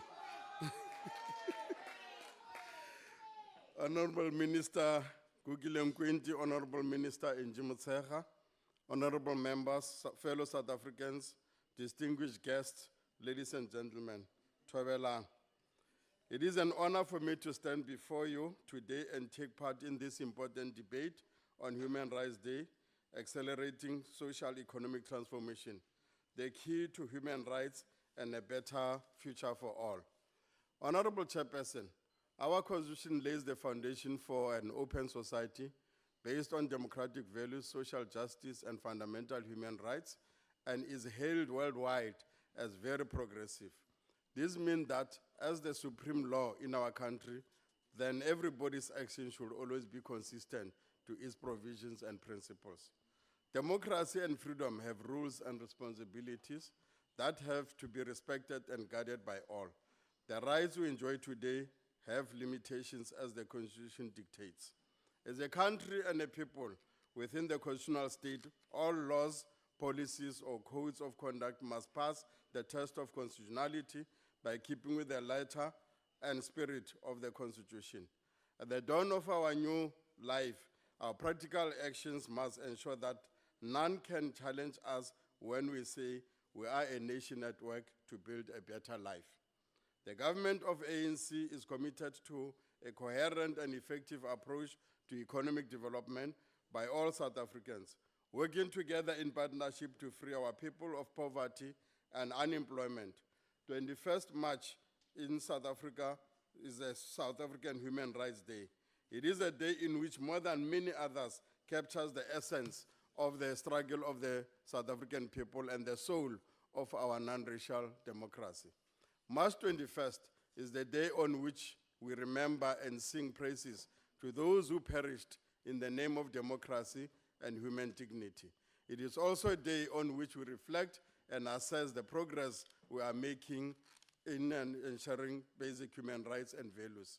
We seek to build an economy in which the state, private capital, cooperatives, and other forms of social ownership complement each other. Economic growth and transformation require an effective democratic and developmental state that is able to mobilize society to take part in the implementation of a common national agenda. Our drive for human dignity and basic right is premised on the development of our country and the improvement of the living conditions of our people. These freedoms, whose virtue we are extolling, will be meaningless in the face of grinding poverty and underdevelopment unless we grow and ensure that the economy embraces all and indeed our people participate in the economic rights and activities. The Bill of Rights in our Constitution clearly prohibits barbaric acts and humiliation that our people thus far being subjected to. Some of the rights enshrined in the Bill of Rights are the right to life, equality, human dignity, freedom of expression, freedom of religion, freedom of association, political rights, and the right to peaceful assembly and demonstration. These are normal rights that are guaranteed in most democratic countries because they encourage democracy and freedom. The government is making real progress in accelerating the programs for the improvement of the people's quality of life. Together, in the spirit of growing South Africa, we can make South Africa a winning nation. There are major infrastructure gaps, however, in terms of the access of distribution and the levels of services. We need to almost double the scale of a current infrastructure. The country needs to double its capacity to generate electricity, hence the building of Medupi and Kusile, so that the suffering of our people can be mitigated. The pride of every municipality is also to provide reliable services. They must supply electricity, water and sanitation. The grass must be cut on the edges of the roads. Refuse must be removed. Potholes must be covered. Municipal clinics must be functional. In all other services must be provided continuously. That is giving our people dignity and respecting their human rights. Honorable Chairperson, a functional municipality must also manage its finances prudently and efficiently. Must collect revenue and also pays its bills. Vacancies must be filled by competent, experienced, and knowledgeable members, because this is about giving dignity to our people and respecting their human rights. Given the challenges we face in many of our municipalities, we have decided to put more effort on fixing our municipalities and currently implementing an extensive municipality recovery program in all provinces based on back-to-basic program, because it is the right thing to do, and also our people deserve this dignity to enjoy their human rights. It is estimated that 58% of South African roads are gravel. We are doing more to invest as an ANC government on the roads to deal with the backlog, in particular in the rural areas, and encouraging investors to come in to invest. And also 70% of the existing roads require urgent repair. Almost half of South Africa's rail network has a low capacity due to the slow growth of the economy. However, this was as a result of the impact of the global economic meltdown of 2008, because our economy is linked to the global economy itself. If it slows down, ours is also going to be slowing down. South Africa rain patterns are also scarce. We are a water scarce country. We're investing on the infrastructure so as to preserve as much water as we can, which is very important investment that we ought to do as this particular government of the African National Congress. In the past 25 years, the chairperson, deputy chairperson, as we celebrate on some of the improvements on quality of life, we are encouraged and proud that the ANC-led government has built 3.5 million houses to give dignity to our people. And with the houses comes access to water, access to electricity, access to roads that have been constructed also, Siyakuba, and we say that is giving dignity to our people on this Human Rights Day. Siyakuba. The target is a moving one. In 1994, the population was just 38 million. In 2019, the population of South Africa is now 57.7 million. Hence, the ANC is now saying that come these general elections, if it's voted into power, it will be building more 1 million houses in the next 5 years, because we can do, because we've been doing, and will continue doing to deliver the houses. The government of the ANC remains committed to building a better world that is also human, just, and equitable, and democratic. Our economic vision rests on the Freedom Charter clarion call that the people shall share in the country's wealth. Through economic transformation, we intend to build an equitable society in which there is decent work for all. This means taking decisive and resolute actions to overcome the triple challenges of poverty, inequality, and unemployment, which is at the heart of South Africa's challenges. We reiterate the conclusion of the 52nd National Conference that our most effective weapon in the campaign against poverty is the creation of decent work and creating work opportunities faster and in a more inclusive growth. If we can work in this infrastructure aspect, we'll contribute to the socio-economic aspects. We welcome the President Investment Summit as a mitigating factor to address the backlogs of the infrastructure and growing our economy. Government's contribution to the infrastructure front will be in the excess of 400 billion rents over the next 3 years, with additional sources being sought from the private sector. The plan also includes investment in municipalities' social infrastructure improvement, which includes basic services such as water, electricity, and sanitation. We will be able to deal with the spillages into the river because we know and we are aware of those challenges, and we are indeed doing something to improve the people's lives. The National Development Plan stipulates that South Africa's energy sector will promote economic growth and development of social equity and in social sustainability. Honorable Chairperson, allow me to conclude the human rights debate by making Kokta Tumamina pledge. I want to be there when our people turn municipalities around. Send me. When they triumph over poverty, unemployment, and inequality, I want to be there. Send me. I want to be there for the indigent, the unemployed, and those in the informal settlements. I want to lend a hand when our people fight against the rigging of tenders, fraud, and corruption. Send me so that we can get rid of those in society. I want to be there when our people eliminate crime, violence, and the abuse of women and children. I want to be there in the fight against HIV and AIDS, tuberculosis, and cancers. I want to be there. Send me there. I want to be there to ensure food security and healthy lifestyles. Send me. I want to be there when our people fight for land and get involved in agrarian revolution. I want to be there when our people clean the streets of our towns and cities to retain our dignity and pride. I want to be there when our people fix the potholes, broken lights, and cut the grass on the edges of the roads. I want to be there when we save our people from natural and mandated disasters such as man-made disasters, such as floods, drought, fires, or vehicle accidents. Send me. I want to be there when our people share in the country's wealth to be included in the growing and vibrant economy. I want to lend a hand in the struggle to improve the lives of all South Africans. I want to be there when we build a caring, compassionate, and tolerant society. I want to be there for the nation building, social cohesion, and the protection of all human rights. ANC can be trusted. Only the ANC can be trusted, and an ANC carries the aspirations of all South Africans. Put it back into power. We are tried and tested. We assure you that whatever were the challenges, we'll be able to deal with them. And we say we are an experienced organization. ANC is there for you. Vote for ANC come January the May 8th elections. Thank you very much. Thank you very much, Deputy Minister. The Honorable Member Michalakis.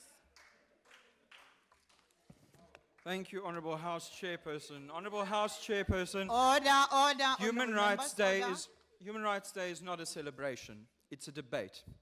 It is a debate on why in the year 2019 individuals around us still have to struggle to see the most basic of their rights realized. It's a debate on the inability to recognize and acknowledge these atrocities and address them.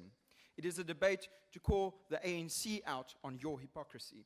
For 25 years under this ANC government, we've seen president after president cozy up to the likes of Gaddafi, Mugabe, and Assad. And the United Nations track record is not much better.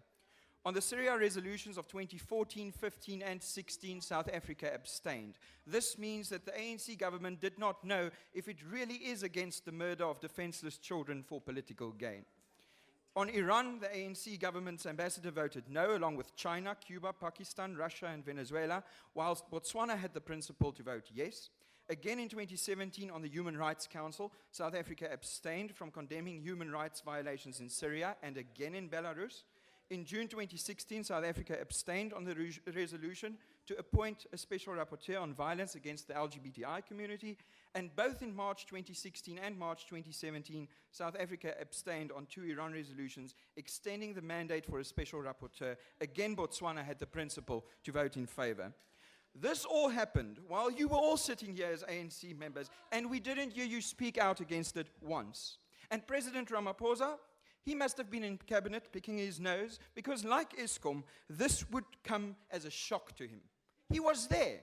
He was there when your government protected Omar al-Bashir, a man who stands accused of genocide and the attempt to destroy whole tribes of people, murder, extermination, forcible transfers, rape, and torture of his own people, our fellow Africans. And the ANC government, this government, protected him.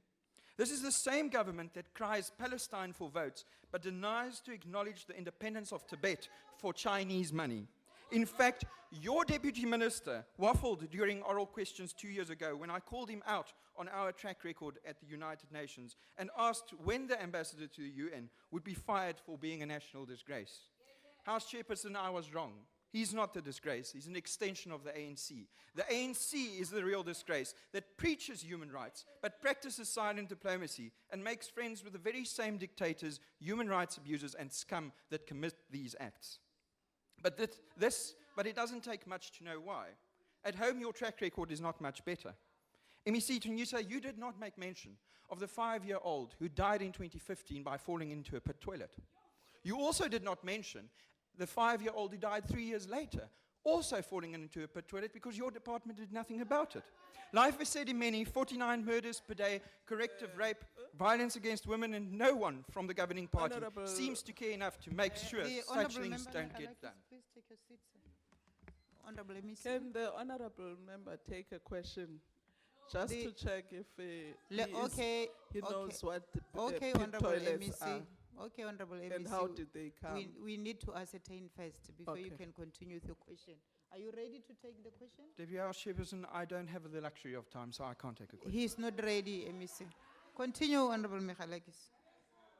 Minister, I helped one of my constituents in Brantford Order, recently. members, order. I helped one of my constituents in Brantford recently to push a wheelbarrow with 60 litres of water to a house that was 3 kilometres away. It nearly broke my back. She has to do it 6 times a day with a baby on her back. The ANC has known about this problem for 10 years and even took the DA to court for trying to help. I dare you, Minister, and the Free State Premier Sision Ntombela to do the same, but you won't, will you? Honourable Minister, struggle credentials do not give you the right to steal from the poor. We observe, not celebrate Human Rights Day on the same day as Sharpeville, where 69 South African citizens were shot in the back by the apartheid state police in 1960. Yet not a single one of you on the ANC benches mentioned Marikana 2012, where 45 South Africans were shot by the ANC state police. Voorsitter, menseregte verg nie 'n ingewikkelde beleid om op die tafel gesit te word nie. Dit is in der waarheid nie 'n beleidsdebat hierdie nie. Dit verg wel waardes. Respek vir mense, hul lewens en hul menswaardigheid, hul taal en kulturele identiteit as die basis van alle beskaafdheid. As daardie basiese respek nie bestaan by 'n organisasie nie, draai ek dadelik na sy leier. Hy kan hoe welgesproke ook al wees, maar om onbewus te wees van wat hom aangaan, is selfs die president van die ANC nie. Agbare Kimbi, wat nou reeds geloop het, hy's nie hier vir die debat nie. In die stoel waar jy sit, het 'n leier van my party op 'n stadium gesit, Dr. Frederik van Sail Slabbert, waar hy in hierdie vertrek teen apartheid baklei het. Hy het een keer vir 'n nasionale party minister gesê, as jou brein dinamiet was, het hy nie genoeg krag gehad om jou bril van jou neus af te blaas nie. Helen Suzman, who sat in these very benches as well, fighting against apartheid on behalf of my party, said, I stand for simple justice, equal opportunity, and human rights, the indispensable elements in a democratic society and well worth fighting for. House Chairperson, the fight continues. Deputy Minister, I promise you, Order. you will be there. Honorable Michalakis. Honorable Chairperson Makua. Chairperson, the speaker on the podium is misleading himself and now thinks he can mislead everybody else. Neither Helen Suzman or the other person he mentioned were members of the DA. The DA was only established after 1994 because of the freedom that the ANC brought to this country. Thank you, Chair. Thank you very much, Honorable Makua. That was not a point of order, but a point of clarification. Thank you very much. Continue, Honorable Michalakis. Thank you, Honourable House Chairperson. Honourable Deputy Minister, I can promise you, you will be there. You will be there.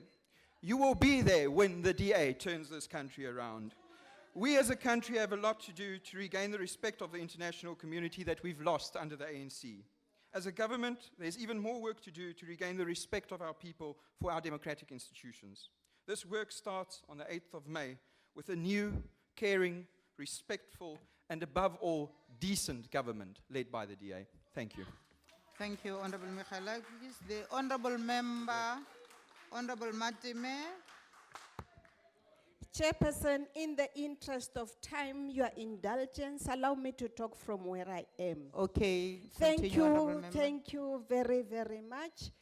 Chairperson of Council, Deputy Chair, Chief Whip, ministers present with us here, Honorable House Chairpersons, Whips, Chairpersons of Committees, special delegates. Chair, we have reached the pinnacle of the 5th term of our parliament and our 25th year of majority rule. When we started on this journey exactly 5 years ago on 23rd May in 2014, we took an oath of office to solemnly affirm that we will be faithful to the Republic of South Africa and obey, respect, and uphold the Constitution and all other laws of the Republic. We also undertook, Chairperson, to perform our functions as delegates to the National Council of Provinces to the best of our abilities and capabilities. Chair, I was sworn in as a chief whip of this council. I would like to take this opportunity first and foremost to express my heartfelt appreciation for your support in the 3 years and 3 days I was chief whip of the council. I'm truly grateful to have worked with men and women of integrity and purpose who are driven by our solemn commitment. I would like to thank the chairperson of council, the deputy chair, our 2 house chairpersons, provincial whips, whips of parties, chairpersons of committees for your support. Also, Chief Whip Mohai for the support of logistical support that he gave once I left the office. If there is anybody that I offended during that time, I would like to apologize most profusely. I did everything with the purest of intentions and good heart.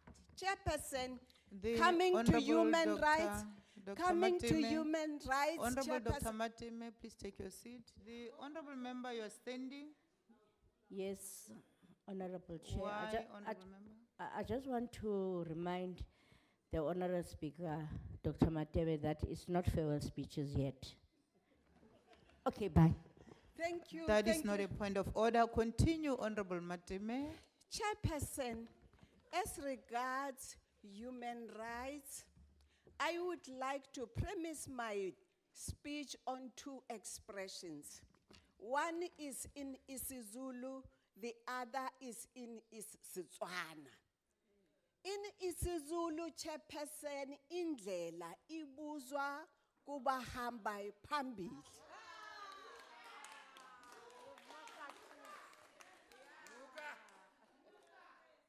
Chairperson, the Setswana expression says, "Ikhujwa ile maotumane." Ikhujwa ile maotumane, Chairperson. I would like to indicate to those who dream that the day maybe they become the ruling party of this country, they are going to be having angels to implement their programs, Chairperson. The angel experiment, they must ask the Ngobo people failed dismally with only 7 angels. If they are going to be implementing their programs through human beings, Chairperson, they must remember indlela ibuzwa kwabahamba phambili. Chairperson, it does not give us joy. It does not give us joy to listen to Honorable Michalakis here preaching and pontificating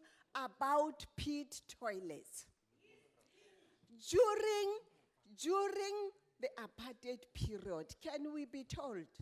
Can we be told how many proper toilets were built for the African children in the African school? Can we be told, Chairperson?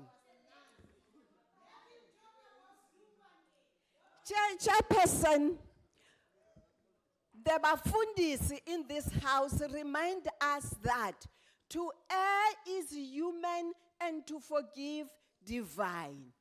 As the African National Congress Chairperson, we don't claim to be faultless. We don't claim to be angels. And we have nothing to hide, Chairperson. Hence, we have the Zondo Commission and the other commissions. Order, members, order. Continue, honorable member. We have nothing to hide, Chairperson. Hence, we have these commissions. And the commissions are indicating to us where we have gone wrong. And Chairperson, it's a known fact that the ruling party is also putting in place corrective mechanisms. The NPA Chairperson has just got a new energetic lady, Miss Batohi. And this ruling party has also... Order, Honorable Mateme, the Honorable Member Oliphant and the Honorable Member Mpambo Shibukwana, please don't drown the speaker. The speaker is debating on the floor. Please, let's allow her to... The Honorable Oliphant. Honorable Oliphant, please, let's have order in the House.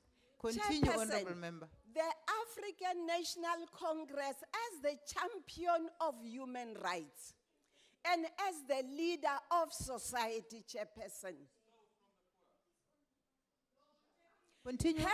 Has put in place mechanisms that are going to correct all the ills that members of the opposition are complaining about, Chairperson. And I would like to reassure them that the people of this country know which organization liberated them from the bondage of the past. The people of this country know which government led by is feeding their children at the schools every day. The people of this country know about the free education at tertiary level. Chairperson, the list can go on and on. I would like to dispel the myth. There is a myth which says where the official opposition governs is a land of honey, milk and honey. It is a myth, Chairperson. And they also like comparing apples with oranges. Life as a Dimeni was thoroughly investigated and the facts were brought to the fore and solutions have been put in place. Chairperson, I put it to the official opposition. The Honorable Member Oliphant, I'm sure you don't want to go out. Please, let's have order in the House. Continue, Honorable Mateme. Chairperson, I would like to put it to the official opposition that the day is still to come where we will have a forensic investigation about the hospital in Khayelitsha. We need a forensic Honorable Member Mateme, please take your seat.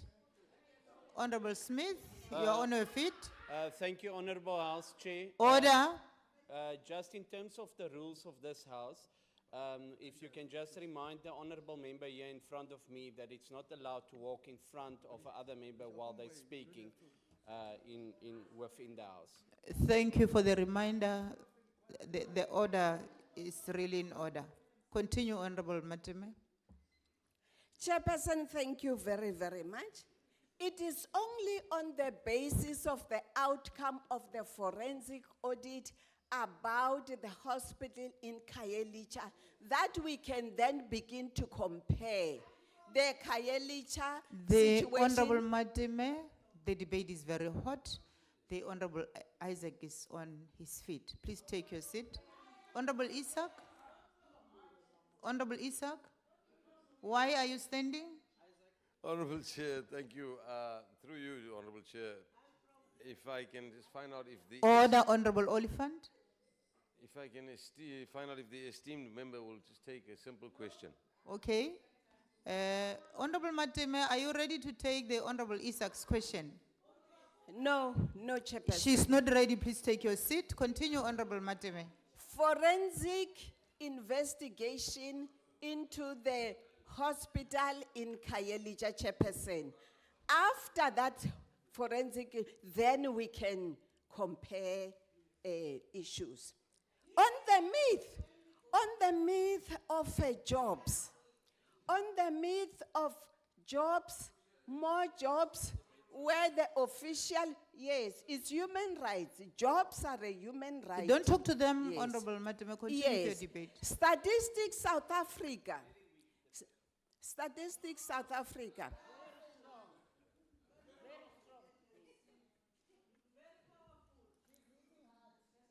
Chairperson, the DA governs with the EFF in Tshwane. And unemployment there has gone up by 46,000 people. And according to Statistics South Africa, The Chairperson, Honorable Member Mateme, your time has expired. Thank you very much, Honorable Member. The Honorable thank Tau- you very much. Ibuza kuba phambili.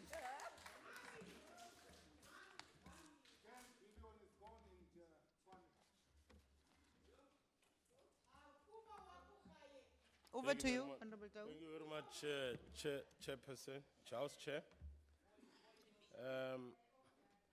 Honorable members, according to the African National Congress Strategy and Tactics document as adopted at Morogoro Conference in 1969, we make the point as follows, and I quote, that real life radical changes are brought about not by imaginary forces, but by those whose outlook and readiness to act is very much influenced by historical determined factors, close quote. The African National Congress, as a disciplined force of the left, has always understood the world as it really is, which is, broadly speaking, a material approach, an approach which treats the world as a material force in its own right that exists, of course, independently of what we may think it is like to be. The South African human rights development must be understood from the historical background of colonialism and apartheid. As Mike Nichol, a novelist, reminds us that, and I quote, Cape Town was founded on slavery. In the middle of Cape Town, Spin Street, just here next to Cape, just next to Dr. Abrams' surgery, where we normally go to, is a low round cement memorial, an inscription in English and Afrikaans that reads as follows, and I quote, on this spot stood the old slave tree. In front of the right of the Grote Kerk opposite, just here outside Parliament, is the South African Cultural Historical Museum, around the corner in Parliament, which then tells us of the history and the evolution of slavery here in Cape Town. That is a spot where in which human beings, like Africans, the Khoi, the San, were sold like cattle from a master to a master. I invite you to go and read that plaque because it will teach you on how a master, unfortunately, and very fortunate in this house, because that is where that some of our forebears participated in that human right abuse. And it is a slave master by the name of Smith. The name is spelled as S-M-I-T. Exactly the same way Honorable Smith's surname is written. There's a Mr. Smith, a slave owner who was selling our forebears to his forebears. It is a shame if you go to that particular sport. Order, members. Through you, Chair, it is a shame because I would have reminded Honorable Julius, Honorable Sibakwan, Mpambo Sibakwan. Honorable Member Tau, please take your seat. Take your seat, Honorable Tau. Honorable Deputy Chair, I would Honorable like... Tau, can we have order? Honorable Tau, the Honorable Member is standing. Can you please take your seat? Thank you very much. There is the Honorable- chair behind you. Honorable Lauskachen. Thank you very much, Honorable Chair. I would like to know if Honorable Tau would take a question. The Honorable Member, are you ready to take a question? Let me take the question. Okay, he's ready. Thank you, Honorable Chair. I would like to know if Honorable Chow is saying... Honorable Tau. Tahu, if Yes. he is saying that Honorable Smith is a slave trader. Is that what it's implying? The Honorable Member Lauskachen, you did not listen well, but as long as he said you can continue the question, we'll allow him to repeat himself, but that's not what he said. Honorable Chair, on a point of order, I really object on the fact that you from the chair interpret my question. You gave me a point of order, I ask a question, he must answer the question. The Honorable Tau. Honorable Chairperson, is a matter of fact. It is Honorable Smith forebears. It is a farmer Smith that is written there. It is his responsibility to go and check his own history, family tree. Whether if his great-grandfather did not participate there, it's not for me. I don't know. He must go and check. Okay, thank you very much.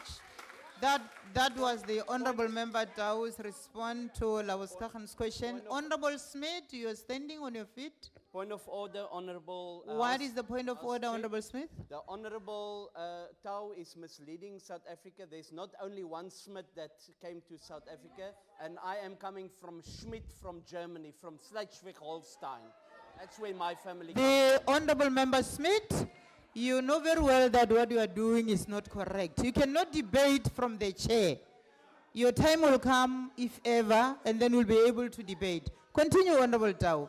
Honorable members, let's allow the Honorable Tau to continue the debate. Thank you very much, Chairperson. It's even worse that there is a German history as well. Knowing very well what Germans have done to non-Germans. So it's even worse. Now, The Honorable- Honorable Member Lauskachen, Honorable Chair. I am not going to allow you to debate, Mama. We are done with that question. Unless I'm if you raising are on a standing point of on another order. question. I'm raising on a point of order, Chair. What is the point of order? Point of order, Chair, is this debate is on human rights. And it is a political debate, I do agree. But we must be very careful in this debate to go to a point where we are doing hate speech in a speech in this parliament. The Honorable Member Lauskachen, you are totally out of order. And I'm not going to allow you to debate from where you are. Allow the Honorable Member to continue with the debate. Continue, Honorable Tau. House Chairperson. On a point of order. The Honorable MEC, let me allow you to, I'll come back to you, the Honorable Mekhalakis. I just want to check if Honorable Dow can take a question, if it's possible, maybe to allow the Honorable Member to just a little bit talk about historical The and Honorable dialectical MEC, materials. Honorable MEC, you cannot ask the question before the Honorable Member can say he's ready. Are you ready to take the question, Honorable Tau? in anticipation, can I continue? Okay, another point of order, sir. The Honorable Michalakis? Thank you for the opportunity, Honorable House Chairperson. Yeah. Honorable House Chairperson, I would like to ask you that if I heard correctly, the last statement made by the Honorable Tau was blatantly racist towards South Africans of German descent. I would like to request you to return to the Hansard. and Order, members. Order, order. Can I please listen to what the Honorable Member is saying? I would like I'll to... allow him to say whatever he wants to say. Please. Thank you, Honorable House Chairperson. We cannot allow blatant racism in this House, so I would like to request of you, if you haven't heard it yourself, to go to the Hansard and to check the words of the Honorable Tau, and please come back to this House with a ruling on whether his last statement was indeed racist towards Germans or South Africans of German descent. Thank you. Point of order taken, the Honorable Michalakis. Continue, Honorable Tau. Honorable Chairperson, I will continue to emphasize the fact that the South African human rights history, or the historical context of it, cannot be seen outside of the abuses that the African people were subjected to, right from colonialism and apartheid. And I'm very much firm on that one and unapologetic about it. We're subjected to bad conditions. The ideology of white supremacy also enforced the deliberate disenfranchisement of Africans and intentionally excluded them from enjoying a decent Order, quality. order. Honorable members, if ever the Honorable Member of Skachen continue to do what she's doing, I will request the table staff to shift the members, starting from that corner, because, you know, she is totally drowning the speaker, and we cannot allow that. Honorable of Skachen, Continue, Honorable Tau. Honorable Oliphant.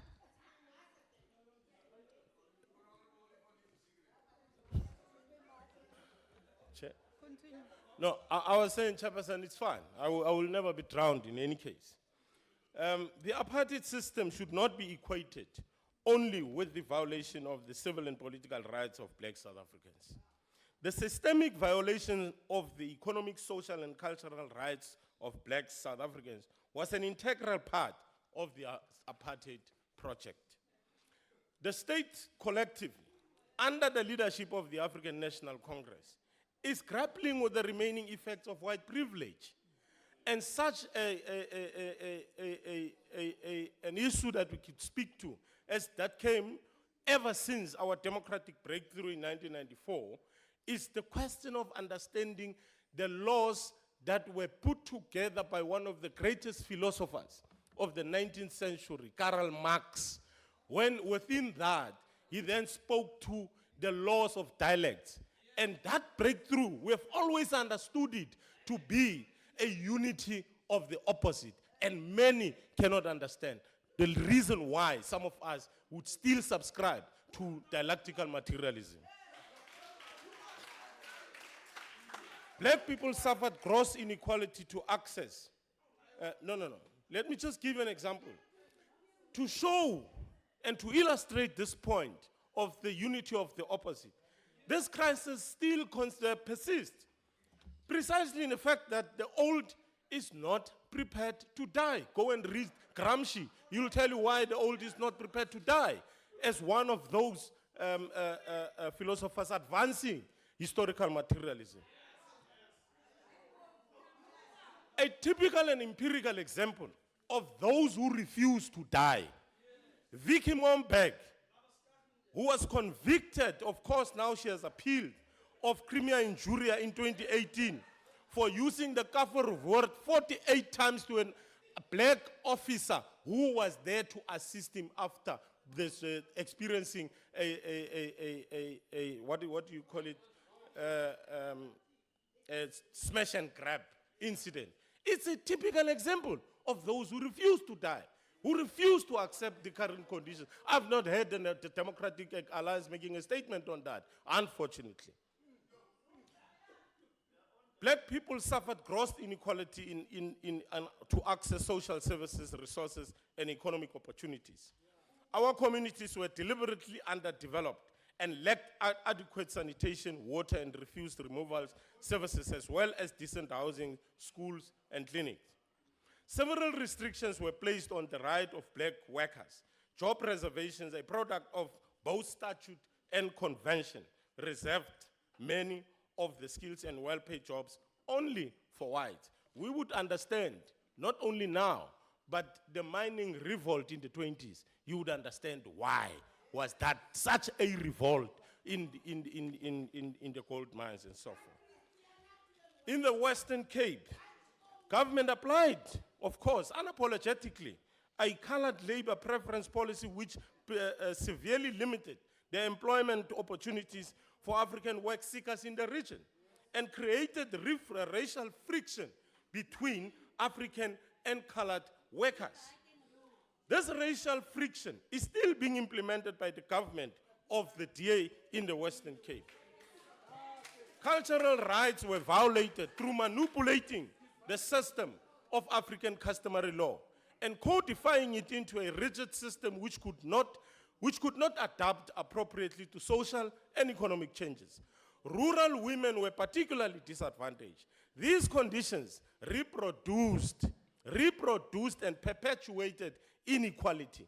They broke a fundamental nucleus of society as espoused by Karl Marx, that is the nuclear, the family. Because once the family is destroyed, then the society is severely affected. That's why we're dealing with some of these problems that we are faced with today. Under the leadership of the African National Congress, 8 out of 10 South Africans, including those in rural areas, have their homes electrified since 1994. 6 out of 10 South Africans have access to clean drinking water, which was not there before.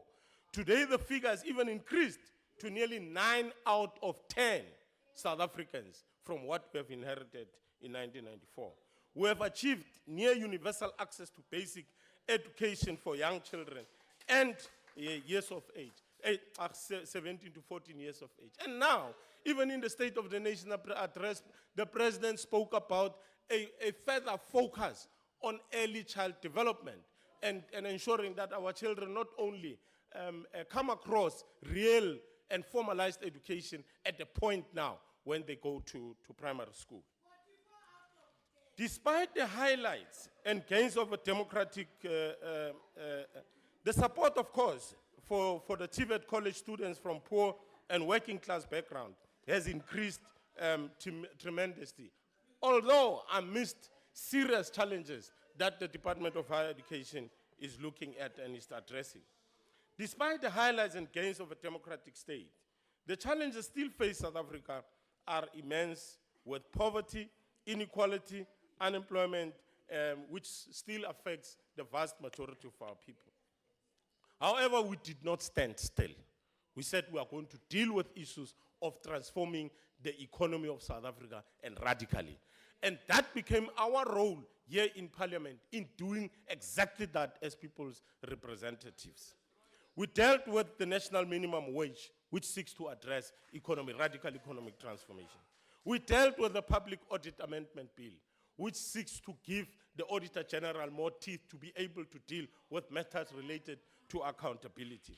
We dealt with the bill, or the bill that dealt with infrastructure development that will then accommodate and ensure the artisans and Africans artisans in particular, young women and young people have got access to infrastructure development and therefore also participate in the mainstream of the economy. The Competition Act, we have also dealt with it as the African National Congress led activist and developmental parliament to ensure that competition in South Africa is open to all. We deal with cartels, we deal with people who fix prices, we deal with things that would ordinarily disadvantage Africans in particular, which the DA opposed insofar as those bills are concerned.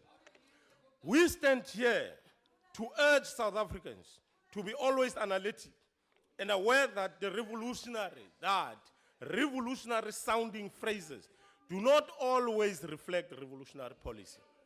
We say, and revolutionary sounding policy is not always the springboard of a revolutionary advance. Indeed, what appears to be militant, Honorable Oliphant, what appears to be militant and revolutionary can often be counter-revolutionary. It is solely a question of whether, in the given concrete situation, the course of policy advocated will aid or impede the prospects of the conquest of power. Let us always remember that it is naive to believe that oppressed and belligerent people cannot temporarily, even in large numbers, be won over by fear, terror, lies, indoctrination, and provocation to treat liberators as enemies, which is exactly the position now of the opposition, of wanting to turn the current democratic progressive government as the enemy of the people, as the enemy of the poor. We should not be blind to the fact that our people might be trapped into that through indoctrination and populism because of the level of their poverty. We want to project, the opposition wants to project itself after indoctrinating our people that, and making our people to believe that the current democratic state is an enemy to them. Now they want to occupy a posture that says they are the real liberators. Without really looking at their role, that they played, or the role they played in entrenching and protecting and advancing apartheid colonial laws and convents. We need to go down and to be analytic and advocate and tell our people that laissez-faire liberalism as espoused by the DA will not progressively take South Africa forward. Theirs is about deregulation of the markets. They propagate for free trade and diminishes state influence on the economy through privatization and fiscal austerity, where in which the poor shall be regarded and be called names for being poor, because by being poor will then be seen as your fault. They are against national health insurance. They are against broad-based black economic empowerment. They are against land expropriation without compensation. They are against any form of destroying any remnant of apartheid colonialism, and instead they will do anything to defend that. In 2018, the public protector found a tweet about colonialism by the Western Cape Premier Helen Zille in violation of the Constitution and effective and executive ethics code. But until today, what did the DA do to Zille? Nothing. She's still in office. The DA is an organization that is committed to defending white privilege and to preserve the status quo. Hence, they could not intervene in Mas Tierman's situation. Mas Tierman's situation, we came to hear about it when we took parliament to the people in the Western Cape. She is disabled, wheelchaired.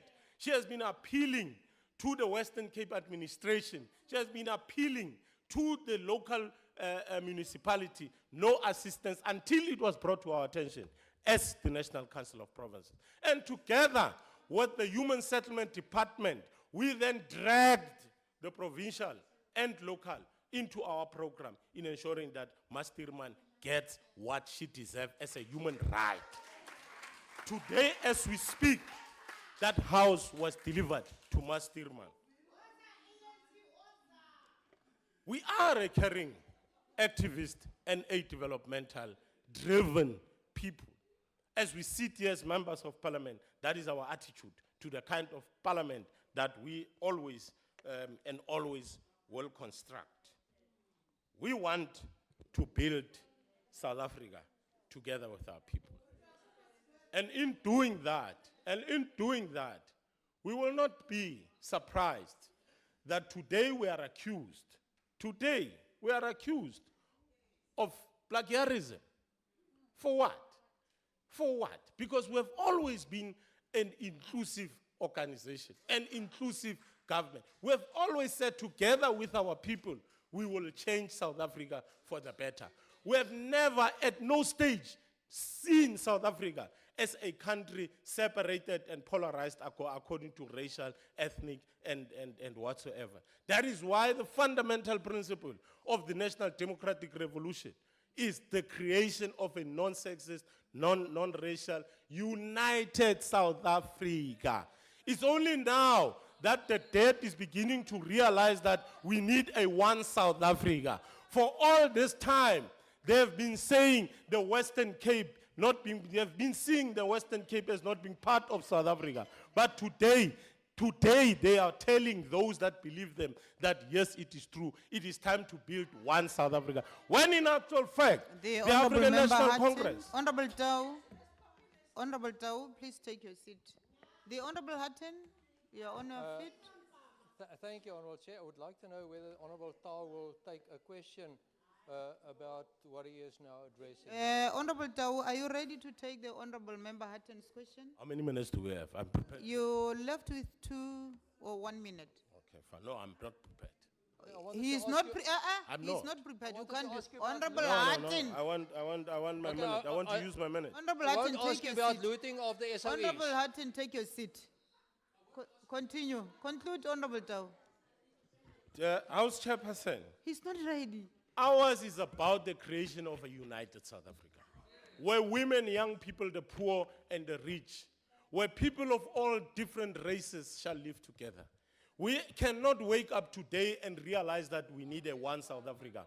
We knew that way before even that we needed a one South Africa until South Africa was divided as a result of the introduction of white supremacy legislation and so forth that divided South Africa. That today, in these elections, we are being told that we need a one South Africa. It has always been the position of the African National Congress. And before I sit, Honorable House Chair, may I take the opportunity to remind honorable members who are very hypocritical when they come to the podium. Honorable Mikalaki speak about the international role that we play and what we have not done and what we have done with China. But what he's not telling us is that we don't want to be like Greece. Greece committed to a point where in which it collapsed its economy. And he is an economist. He wants to be smart with us. But he knows what happened in Greece today. He knows as a result of what Britain is grappling with today, what are the problems. He is not telling us that what the US is trying to do in Venezuela is wrong. He is not telling us that what Israel is doing against he's not telling us. He's not supporting that. But here he wants to come and stand and grandstand as if he is a human rights pariah. No, he's not. How many women rights abuses have the United States, for instance, committed? Thank you. Undermining the United Nations declarations and resolutions. The Honorable Tau, your time is expired. Thank you very much, House Chair. Thank you very much. Order, honorable members. Order.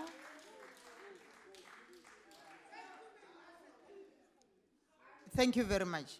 That concludes the debate. I would like to thank the ministers who were here in absentia and the deputy ministers, our special delegates for availing themselves for the debate. Thank you very much. Consider that even in future, we really appreciate. The secretary will read the first order of the day. Consideration of National Qualifications Framework Amendment Bill, B20B 2018, National Assembly Section 75, and report of Select Committee on Education and Recreation thereon. The Honorable Member Zwane. Thank you, Chairperson. Thank you, Chairperson, honorable members. On behalf of the Select Committee for Education and Recreation, may I take this opportunity to present before the House the National Qualification Framework, NQF, Amendment Bill, B20 of 2018. The processing of the bill at the level of the Select Committee was as follows. On the 30th of January, the committee received a briefing by the Department of Education, Higher Education and Training. And then input was invited from members of the public to make comments on the intended amendments. And only 5 submissions were received at the level of the Select Committee, and they were processed by the Department of Higher Education and Training, and members were briefed as to how those inputs were crafted into the intended amendments of the bill. The crux of the bill, if I may just explain briefly, Chairperson, is that powers are being conferred onto the South African Qualifications Authority to be the official custodian of all database of qualifications in the country. In other words, there could be other bodies that are actually dealing with the database on qualifications, but SAQA is the official body that this bill seeks to appoint as an authority to take care of all the database of qualifications. They are also the body that can be used to verify the qualifications or part qualifications of any individual in the country.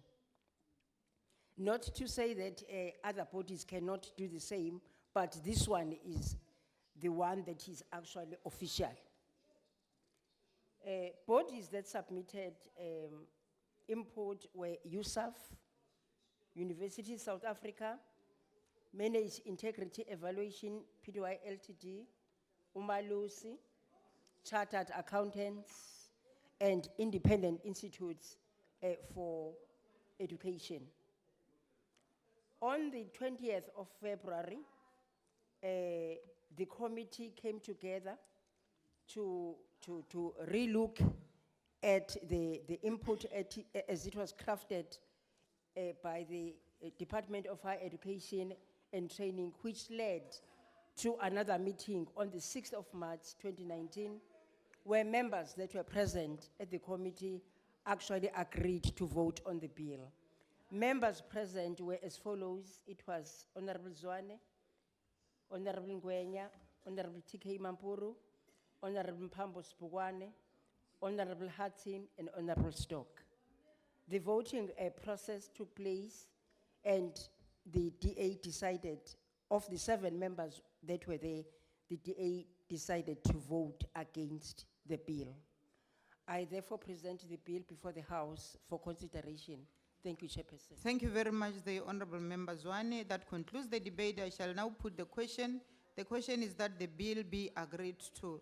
In accordance, order, Honorable Members, in accordance with Rule 63, I shall first allow political parties to make their declaration of vote if they so wish.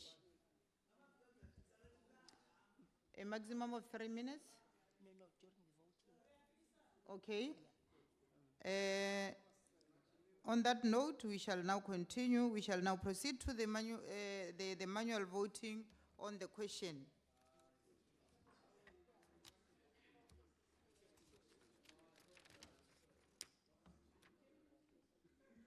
I would like the honorable members to vote by raising their hands, those who vote in favor.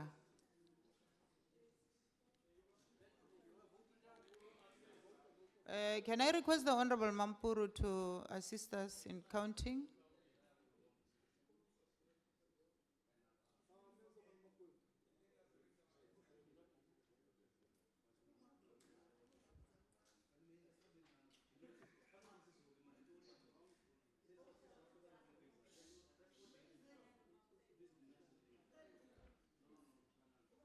Those who abstain? Yes. Those who abstain? Okay. Can the table staff submit the numbers?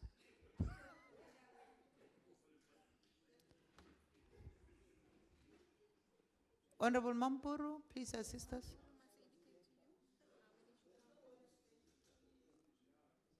there's no one who is abstaining, and how many did they vote in favor? 30.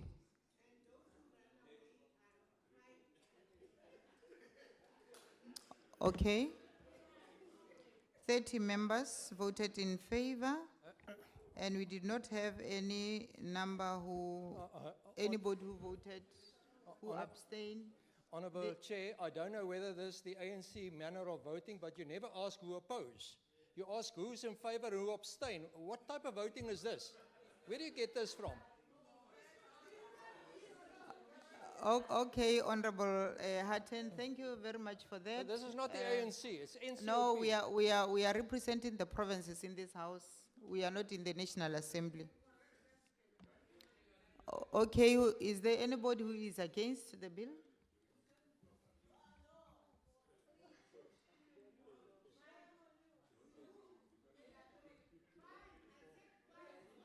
Okay, there are 4.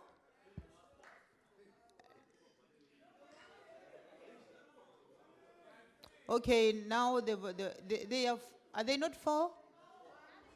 They are 4. Thank you very much. Okay, no, they did raise their hands. Honorable members, please don't confuse us.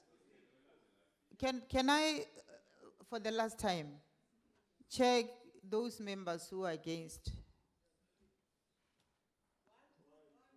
Bronwyn. They are 4. They are 4 honorable you can't members. count, man. She did Count raise Zuma. her hand. Okay. The majority of members have voted in favor. I therefore declare the bill agreed to in terms of Section 75 of the Honourable Chair? Constitution. May I- Yes, Honorable Hatton. May I ask for a division, please? Okay, the honorable member is asking for a division.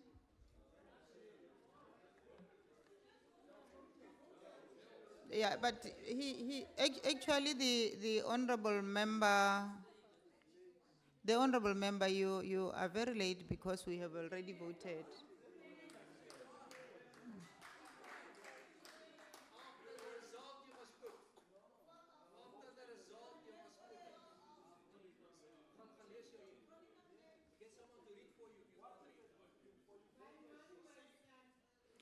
Okay, the honorable member, we are done. Now we are going to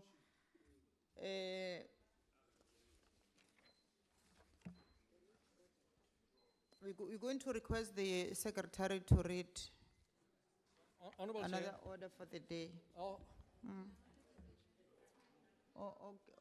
Okay. I've been advised that I should allow the division, honorable members. Can we divide the house? The bells will ring for 3 minutes.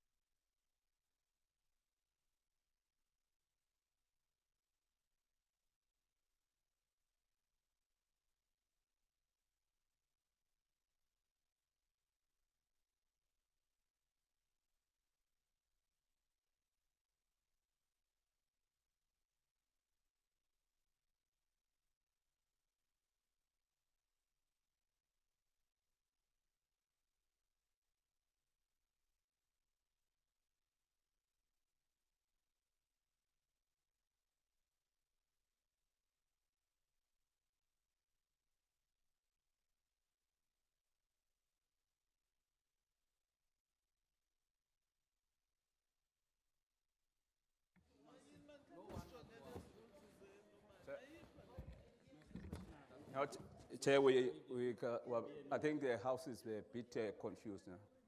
If you can assist us to clarify. We dealt with the first order.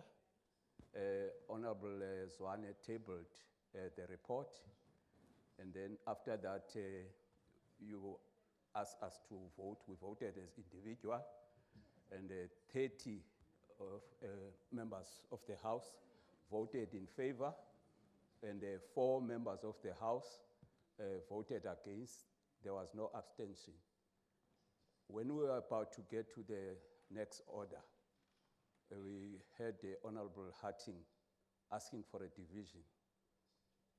Firstly, you said he was late, and then you got an advice from the table that he was right.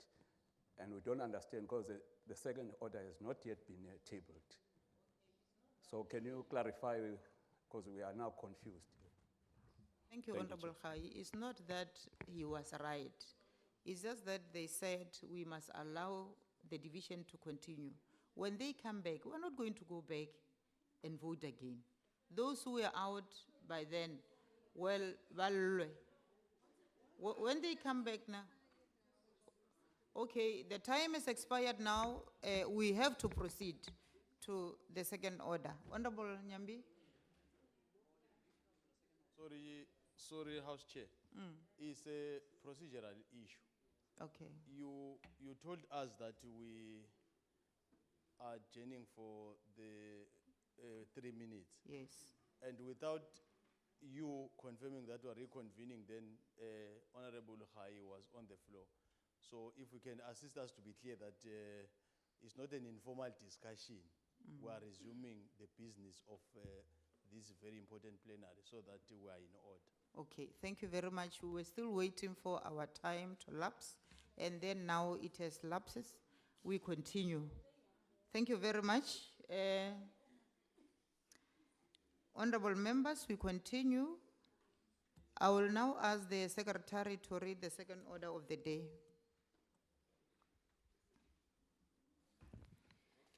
Consideration of Defence Amendment Bill B 18-2017, National Assembly Section 75, and report of Select Committee on Security and Justice thereon. Okay, thank you. The Honorable Matime. Chairperson, thank you very, very much. The Select Committee on Security and Justice, having deliberated on and considered the subject of the Defence Amendment Bill B 18 of 2017, National Assembly Section 75, referred to it and classified by the JTM. Okay, what is the point of order? The Honorable Matime. Yeah, no, Chair, we have to record the division, isn't it? Okay. Procedural, we can't go to another order. So let's conclude the division. Okay. So that status of the division is recorded.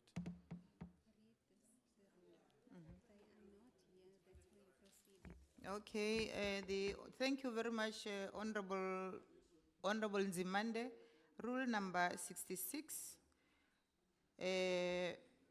is guiding us about the procedure for division. A division takes place in accordance with the following procedure. The officer presiding must order the bells to be rung, and after the bells have rung for 3 minutes, order the doors to the floor of the chamber to be locked.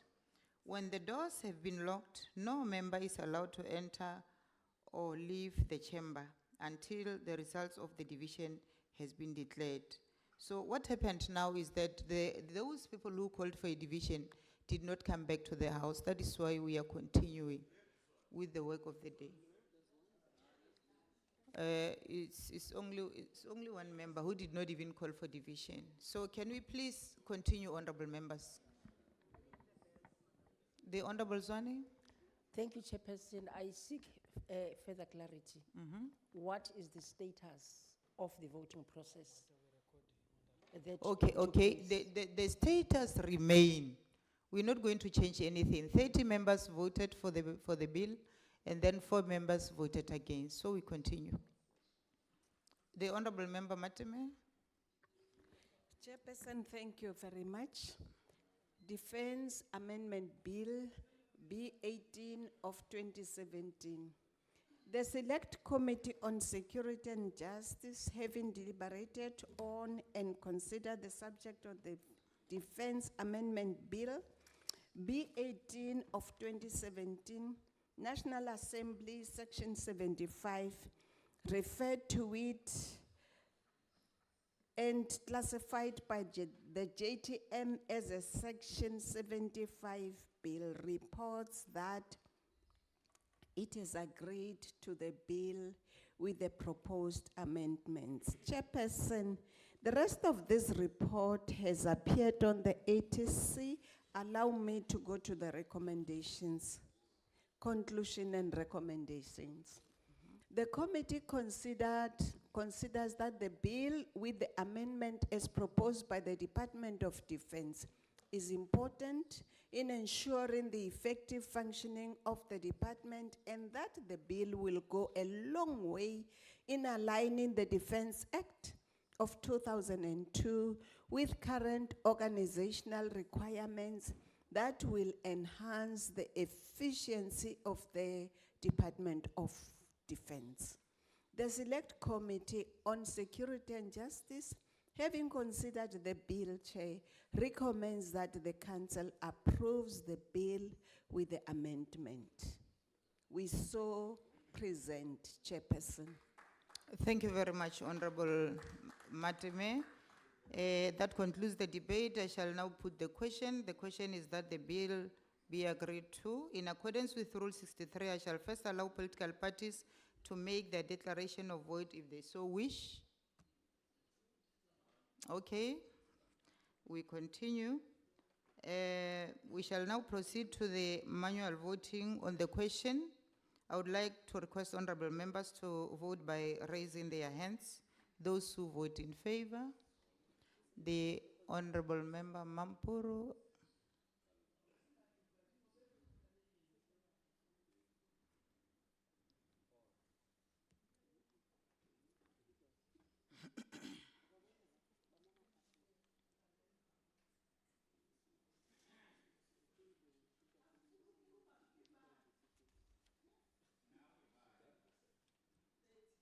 Okay, thank you very much. Do we have those who vote against? We don't even have those who abstain. Thank you very much. 30 members voted in favor, so the bill is, the Honorable... Chairperson, can you help me understand? Does that mean the House is unanimous? Yes, Honorable Chairperson. So the bill is agreed to. The majority of members have voted in favor. I therefore declare the bill subject to the proposed amendment agreed to in terms of Section 65 of the Constitution.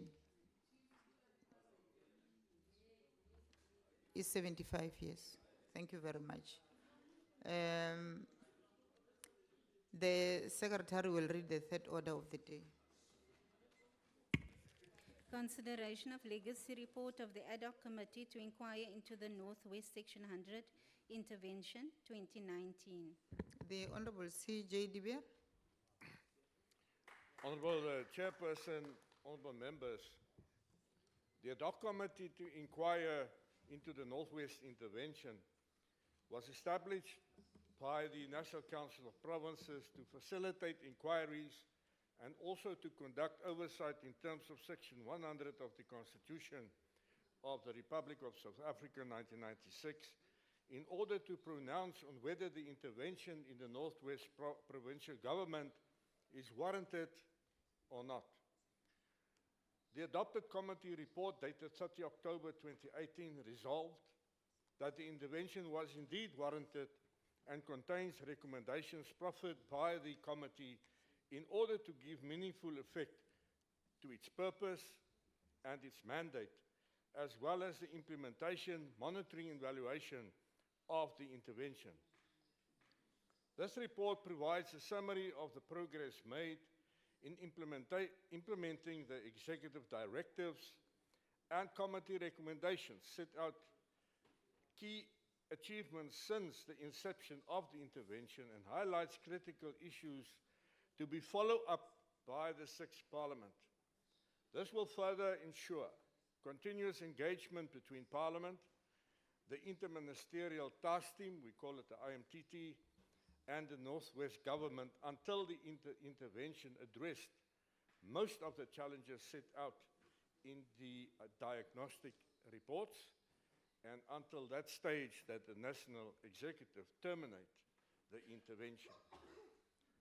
Section 100, referring to 100A and 100B, gives the legislative framework that guides the intervention in the Northwest Province.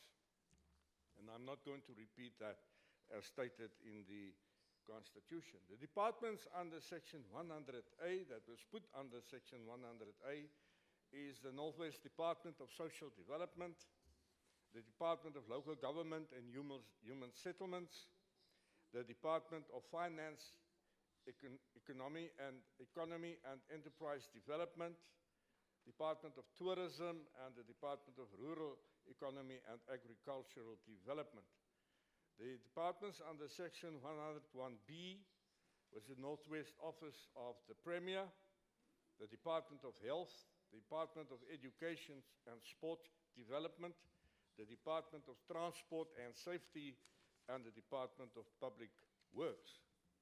The report also gives a dashboard sequence of events and milestones of the Northwest intervention in terms of Section 100A and 100B. And this is in our committee report that was tabled in October. Honourable Chairperson, there are cross-cutting issues to be followed up in the 6th Parliament.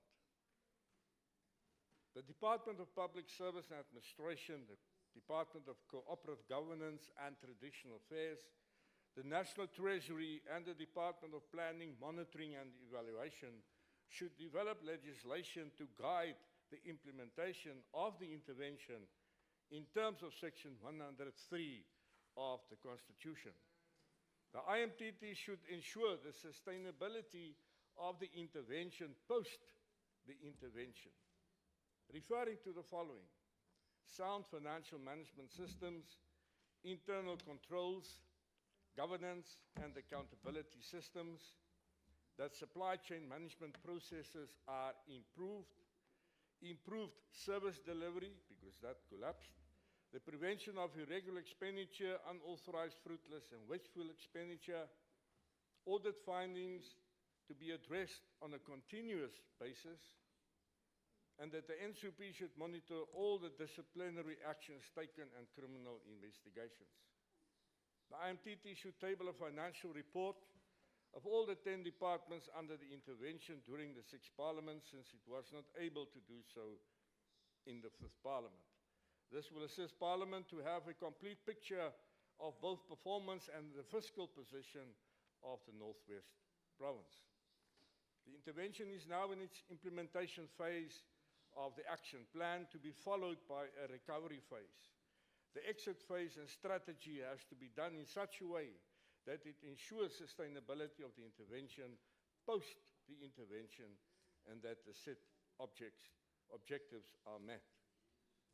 In conclusion, great strides, Honourable Chairperson, Honourable Members, have been made since the NCP approved the intervention in the provincial government of the province Northwest on the 31st of October 2018. The various sector departments have engaged in the process of implementing both the executive directives and the committee recommendations by rebuilding the supply chain management systems and internal controls management processes, which had collapsed before the intervention. Steps have been taken to terminate irregular contracts, and the Hawks are investigating 46 cases, while the SIU is investigating 44 more cases. Some officials who were implicated in the wrongdoing have resigned, and some have been suspended. Disciplinary actions are underway. The list of the service providers who were overpaid has been compiled, and the consequence management process is underway.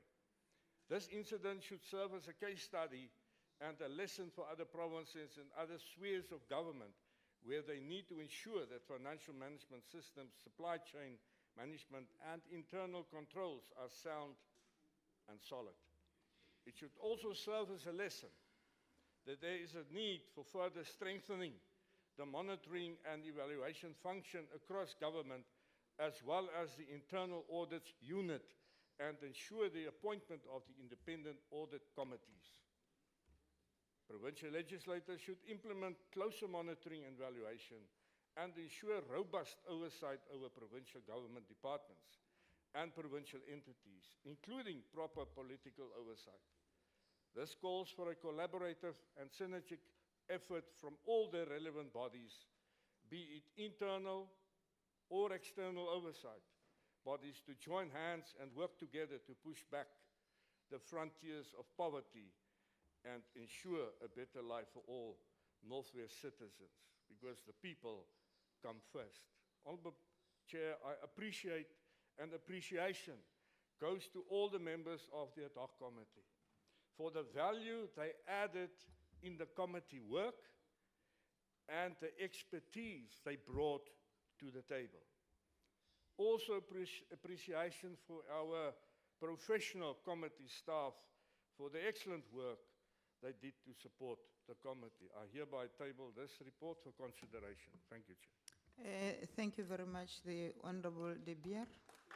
That concludes the debate. I shall now put the question. The question is that the report be agreed to. In accordance with Rule 71, I shall first allow provinces the opportunity to make their declarations of vote if they so wish. Okay, we proceed to the manual voting on the question. I shall do this in alphabetical order per province. I now call upon provinces. Eastern Cape. Eastern Cape support the bill. Free State.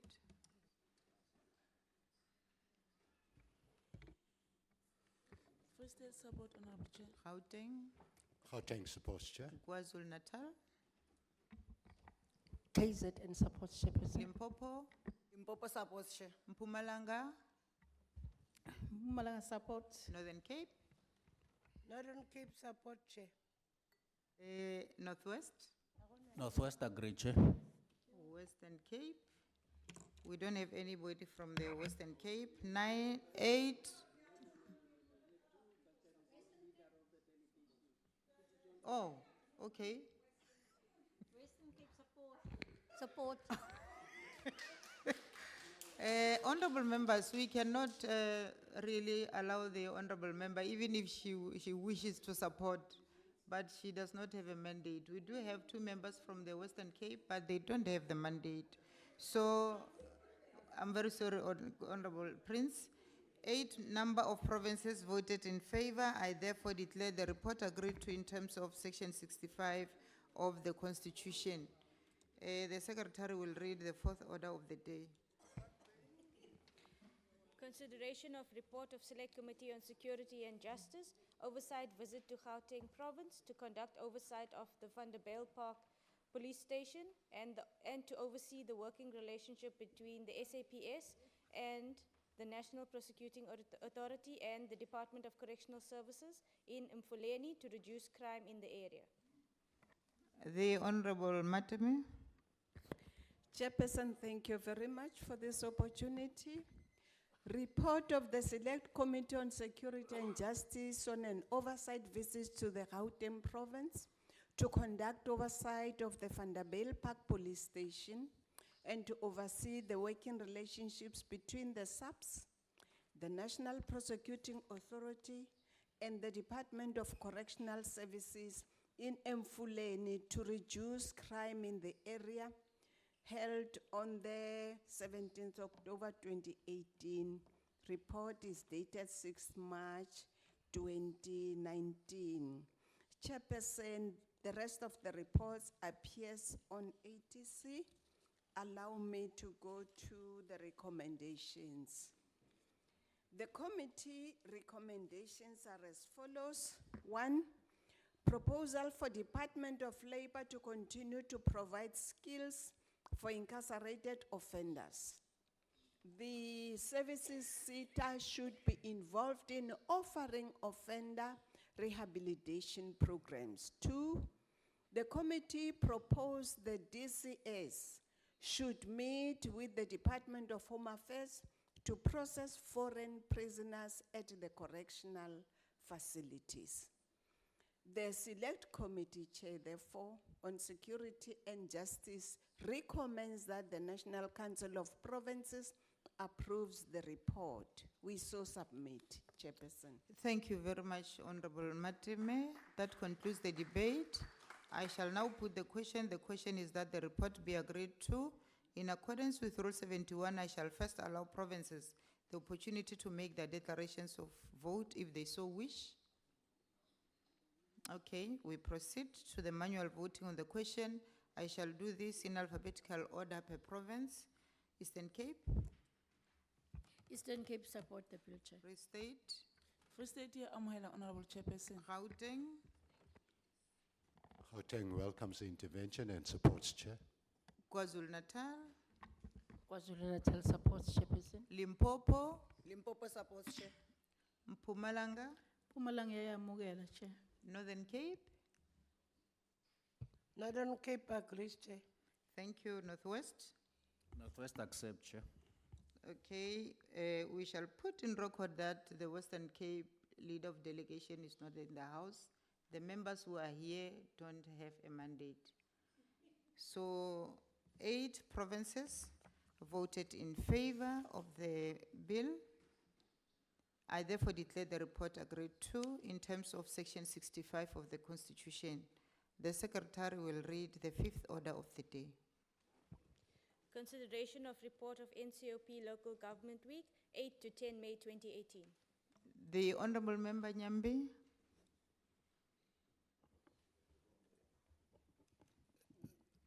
Thanks, House Chair, Chairperson of the NCOP, Deputy Chair, colleagues and friends.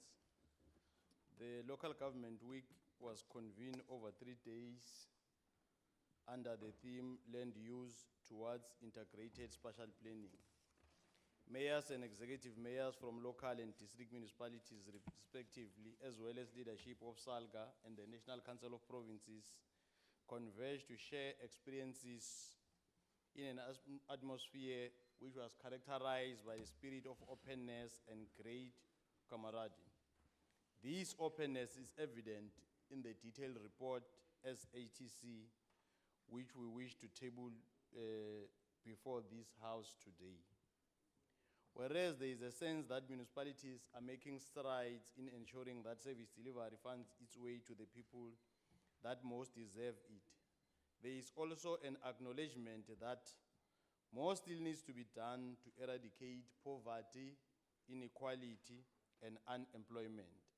As we shared experiences during the Local Government Week on how we have fared as a country in the past few years, it became clear that the legacy of apartheid still looms very large.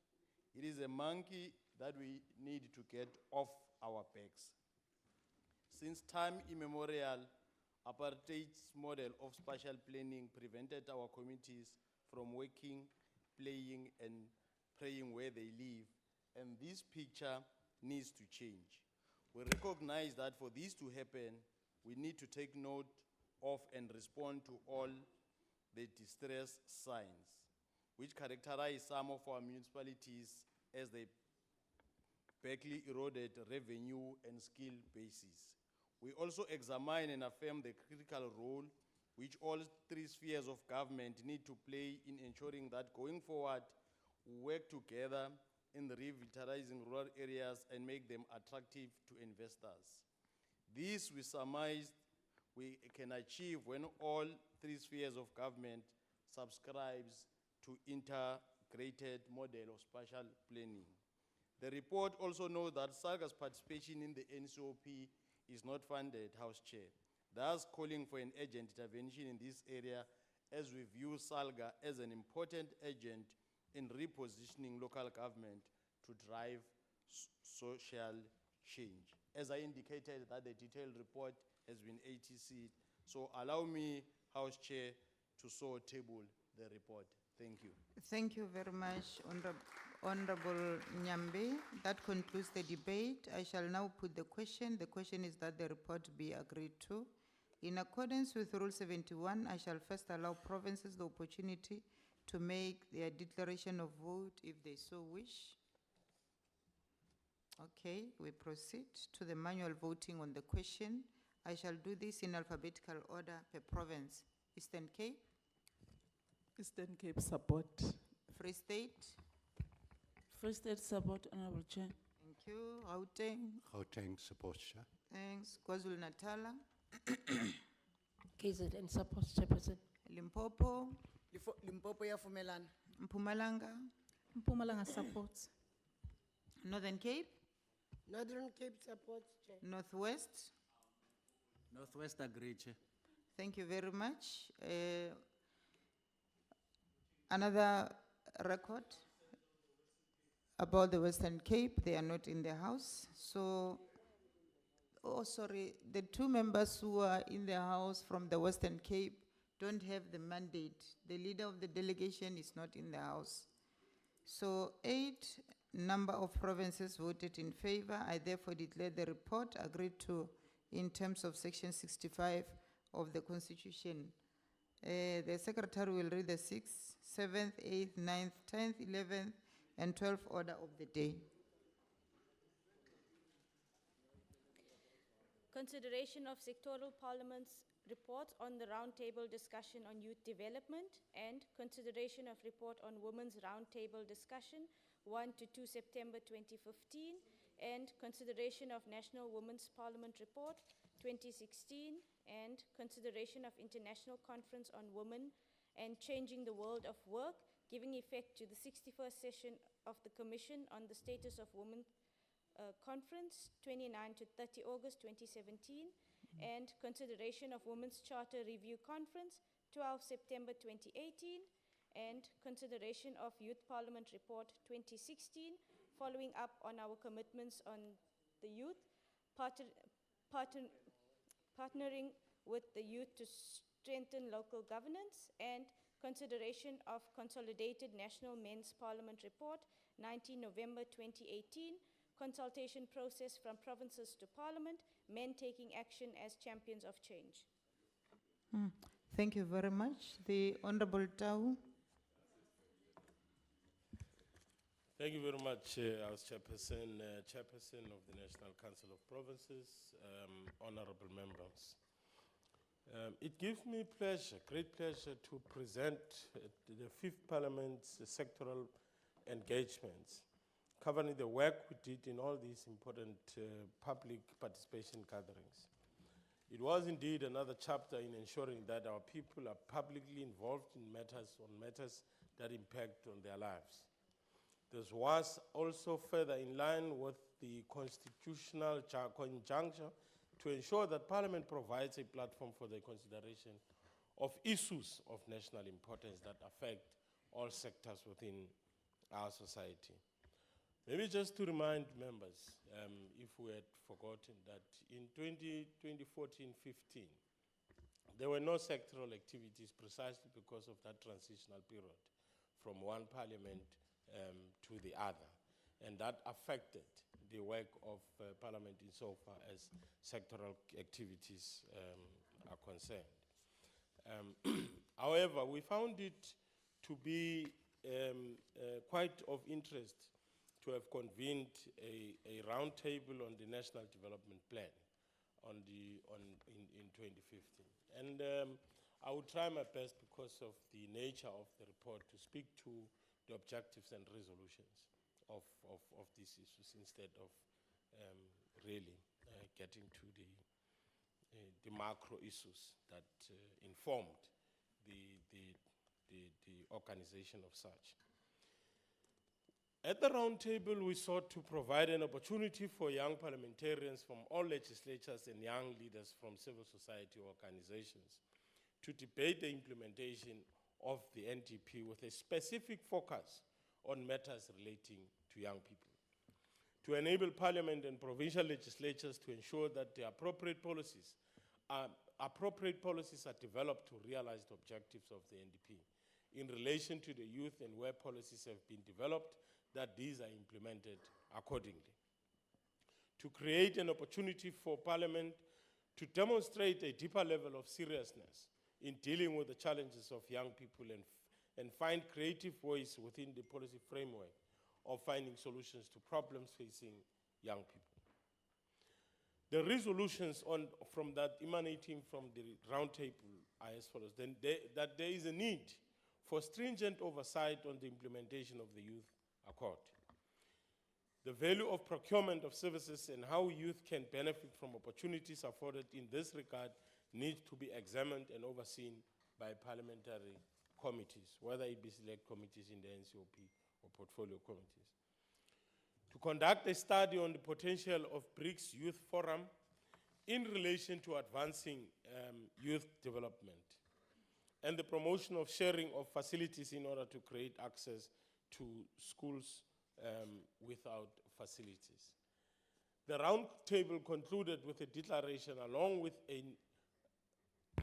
an anonymous agreement that the establishment of a young parliamentarians multi-party forum focusing on youth parliament is a necessary structure to be established. The establishment of a young parliamentarians multi-party forum will therefore enable the processing of youth-related matters and enable strategic oversight to advance the youth empowerment agenda, which we put to be considered as a matter for the 6th Parliament. We further went on to host the Women's Parliament in September under the theme Accelerating Women's Empowerment and Development through the Engendering the National Development Plan and Facilitating for Gender Equality. We brought together a broad spectrum of women activists from Parliament, provincial legislatures, and civil society organizations. The proceedings emphasized the success made by the African National Congress government with regard to accelerating women empowerment, including the launch of key reports on the status of women in the South African economy. South Africa's good ranking in international gender indexes and the increase in women's representation in Parliament. In addition, during the event, a manual for members of Parliament on mainstreaming the rights of women, children, and people with disabilities was also launched. A key focus area during the deliberation was gender responsiveness planning and budgeting, and the positive impact this could have on the ability of programs to accelerate women's empowerment. And I'm reading it out without further elaboration on that matter because I know that members felt very strongly on that particular issue. In addition to gender-based violence, delegates also noted barriers to women empowerment and development such as intimate feminism, femicide, the feminization of poverty, and health challenges such as cervical cancer. The resolutions are as follows, but we need to improve our oversight and coordination in relation to gender-based issues. And of course, they must be prioritized, and a national plan must be developed to deal with the scourge of gender-based violence. Gender responsiveness budgeting should be undertaken by all government departments. All provinces to establish multi-party women's caucuses, because we established that in most of the provinces we didn't have such a caucus. There should be a review of legislation to address the needs and challenges faced by sex workers. That the Ministry of Women in the Presidency should be adequately resourced, and there be a strong support mechanism to monitor and evaluate the programs related to women issues. Linked to that was the National Women's Parliament in 2016 that was held in partnership with the provincial legislatures, paying tribute to and celebrating the resilience, resolve, and fortitude of women in South Africa's struggle for liberation. The event was held at the St. George Hotel in Irene, Pretoria, and in 2016. The theme was Women United in Moving South Africa Forward. honorable members and delegates, or honorable chair and members, delegates at the National Women's Parliament felt that women's participation in the economy remains largely undervalued, if not completely ignored. Women's mass entry into the workforce has produced significant attitudinal changes, and South African government has taken legislative measures to combat inequality. Whilst it is a progressive move that has got positive, there were gaps identified, and the strong feeling came out of that to say we need to do more. The conference therefore resolved that the feminization of poverty is a significant challenge in women's economic empowerment, that gender inequalities in labor markets persist, and that the pace and scale of transformation towards realizing women's economic empowerment has been unacceptably slow, that access and effective usage of technology is key to unlocking women's economic potential, that Parliament needs to engage in oversight to ensure that the cost of access to broadband is not exorbitant, thereby excluding the poor from using it for their development, especially women in the rural areas. Changing women's life is not possible without the states ensuring that expenditure is planned and monitored from a gender perspective, and that the gendered implications of all government programs are clear, unlike the earlier view of a lone participation of the state or the role of the state. Women's, and then the next event after the 2016 one was the Women's Charter Review Conference that we held in September 2018. The conference was centered around reviewing the Women's Charter for effective equality. The primary objective was to start a conversation on the progress made since the adoption of the Charter, or the charters. The 1954, we reflected on the 1954 Charter, and also we looked at how the Charter was then further developed in 1994. The Women's Charter was the focal point of the Women's Charter Review Conference. The overarching themes and breakaway discussions were formulated from the articles contained in the Women's Charter. Based on an amalgamation of the articles, the review conference was structured around 5 broad themes. These became the subject areas for the breakaway discussions and so forth. We looked at equality, law and administration of justice, health and social services, advancing inclusive economic growth, development and infrastructure, violence against women, education, training, and the impact of the fourth industrial revolution in the economy, on how then women can access and play a role in that.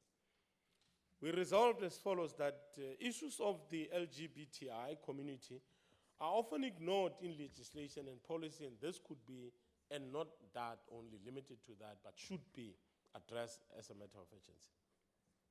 That conference further resolved to integrate a gender perspective into the design, to integrate a gender perspective into the design, implementation and evaluation of development policies, plans and programs, including budget policies, and ensure coordination between the line ministries, gender policy makers, gender machineries, and other related government organizations and institutions with gender expertise. We further resolved that Africans in particular, and black in general, women, must be prioritized insofar as the question of the land redistribution plans are concerned. Security of tenure for women, especially women in the farm areas and farm workers. A concerted effort should be made to encourage and support girls in the science, technology, engineering, and mathematics fields of study. That Parliament must ensure that it follows up on the review conference by ensuring that women across provinces are able to participate and give effect to the discussion on the review of the Women's Charter for Gender Equality. This review process will culminate in the adoption of the Women's Charter that speaks to the prevailing challenges faced by South African women today. This process of further engagement in the sixth dispensation must be led by Parliament as the nerve center of people's power and people's participation. On the matter related to young people, honorable members, we had sought at all times to seek and to ensure and to strengthen partnership with young people, especially at the level of local government. The legislative sector acknowledged that youth as a future are an important stakeholder in the determination of policies and laws of South Africa and must therefore participate actively in seeking solutions to the challenges facing the country in general and young people in particular. What we then resolved was that in all spheres of government should consider establishing youth directorates to ensure implementation of government undertakings on youth matters. That the industrialization project should be prioritized in order to create youth employment. And this is also informed in the main by what we had picked up from our flagship program, Taking Parliament to the People. You would remember there was a strong view, especially in the Eastern Cape, during the public hearings, where young people were calling for identified areas where they think are key and strategic for industrialization, which will result in job creation, skills development, and growing their local economy. Youth multi-purpose centers must be created throughout the country, which should include skill development and business development. We also then hosted, honorable members, in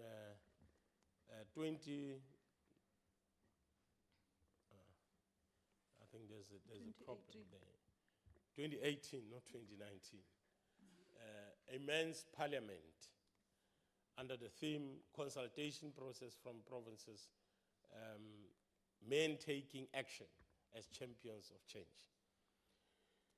The inaugural men's parliament was hosted in collaboration with the Department of Social Development and the Takuani Rai men's sector. This strategic collaboration has enabled Parliament to create a platform where the voices of men in the struggle for gender equality and the eradication of gender-based violence can be heard.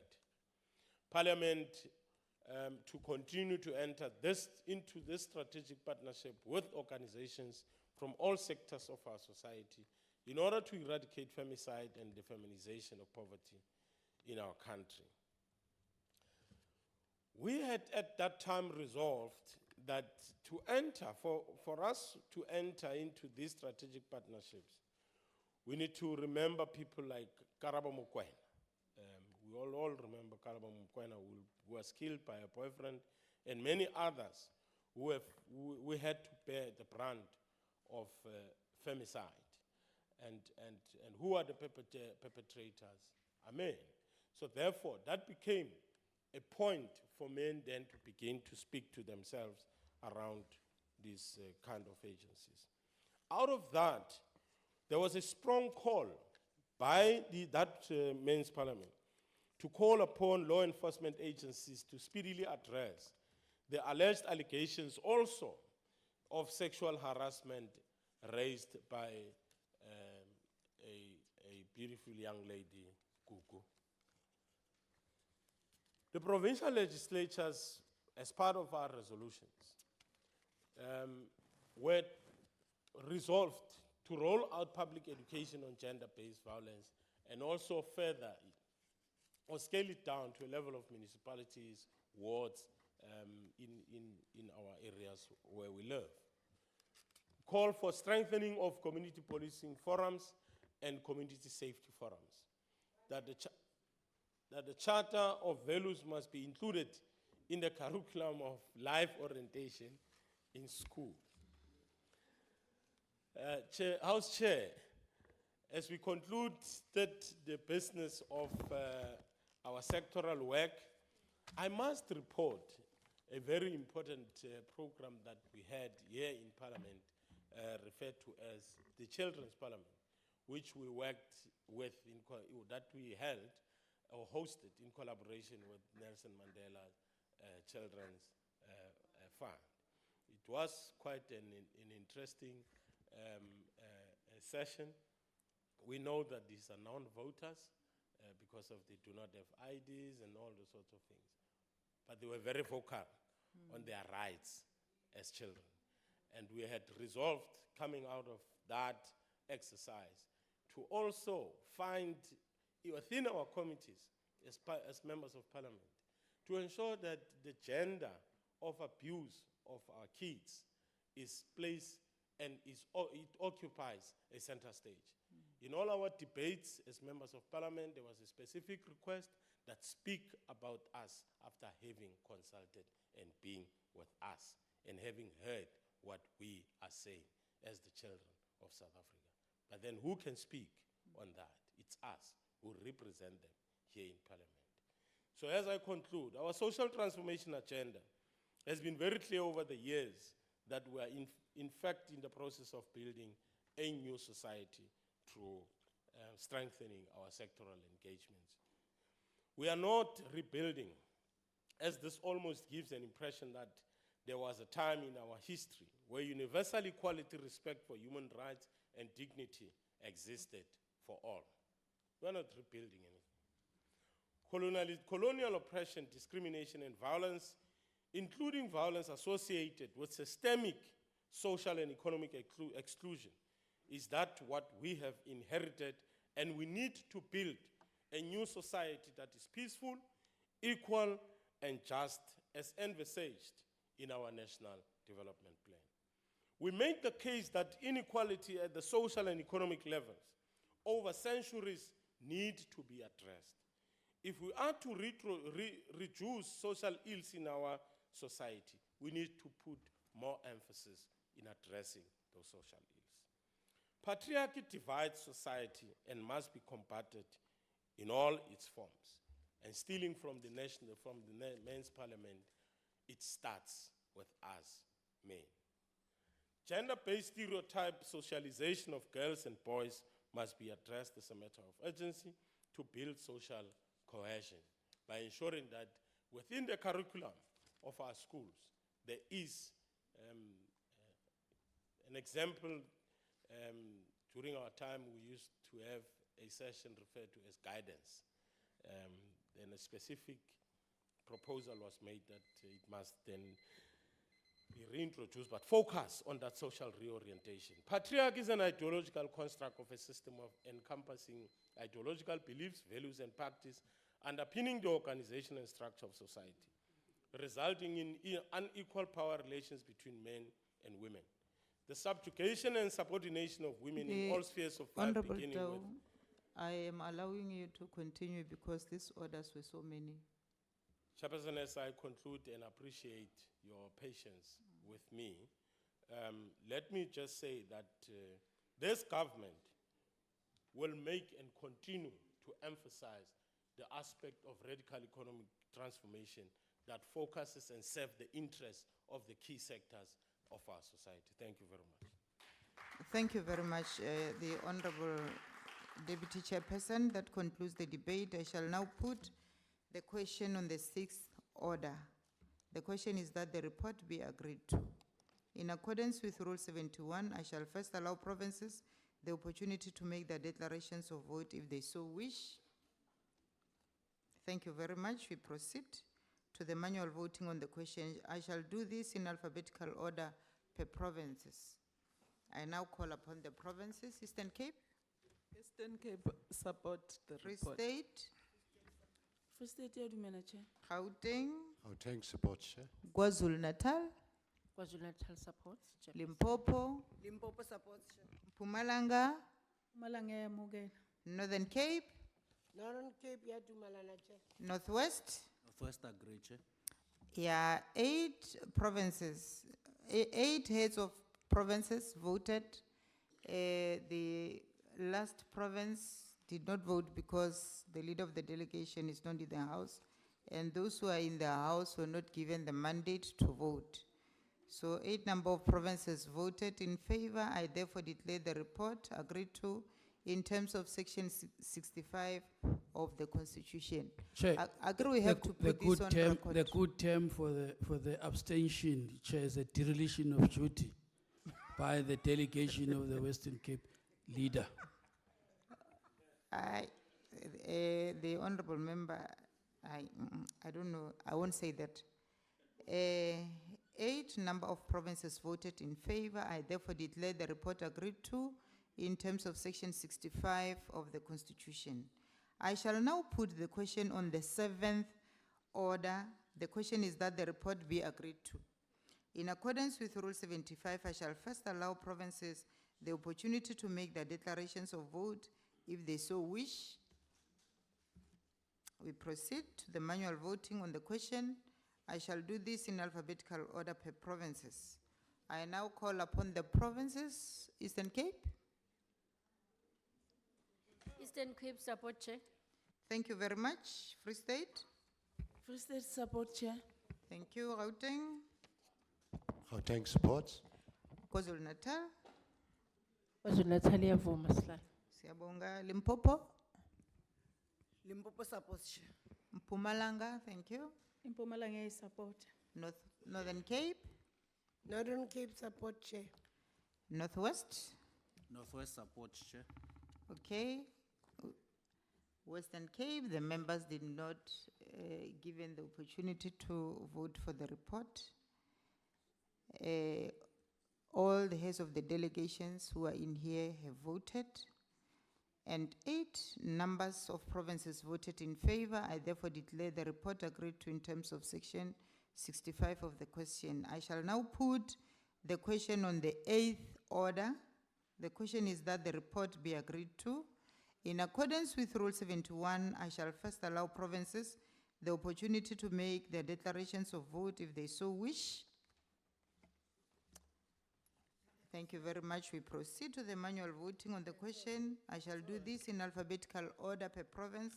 I now call upon the provinces. Eastern Cape. Eastern Cape supports. Free State. Free State support, Chair. Gauteng. Gauteng supports, Chair. KwaZulu Natal. KwaZulu Natal iyawamukela umbiko sihlalo. Limpopo. Limpopo yavumelana. Mpumalanga. Mpumalanga iyamukela. Northern Cape. Northern Cape supports, Chair. Northwest. We agree, Chair. All heads of delegation have voted that are in the House except the province of Western Cape. So 8 number of provinces voted in favor. I therefore declare the report agreed to in terms of section 65 of the Constitution. I shall now put the question on the 9th order. The question is that the report be agreed to. In accordance with Rule 75, I shall first allow provinces the opportunity to make their declarations of vote if they so wish. Thank you very much. We now proceed to the manual voting on the question. I shall do this in alphabetical order per province, and I now call upon the provinces. Eastern Cape. Eastern Cape supports. Free State. Free State agree, Chair. Gauteng. Gauteng supports, Chair. KwaZulu Natal. KwaZulu Natal iyawamukela umbiko. Limpopo.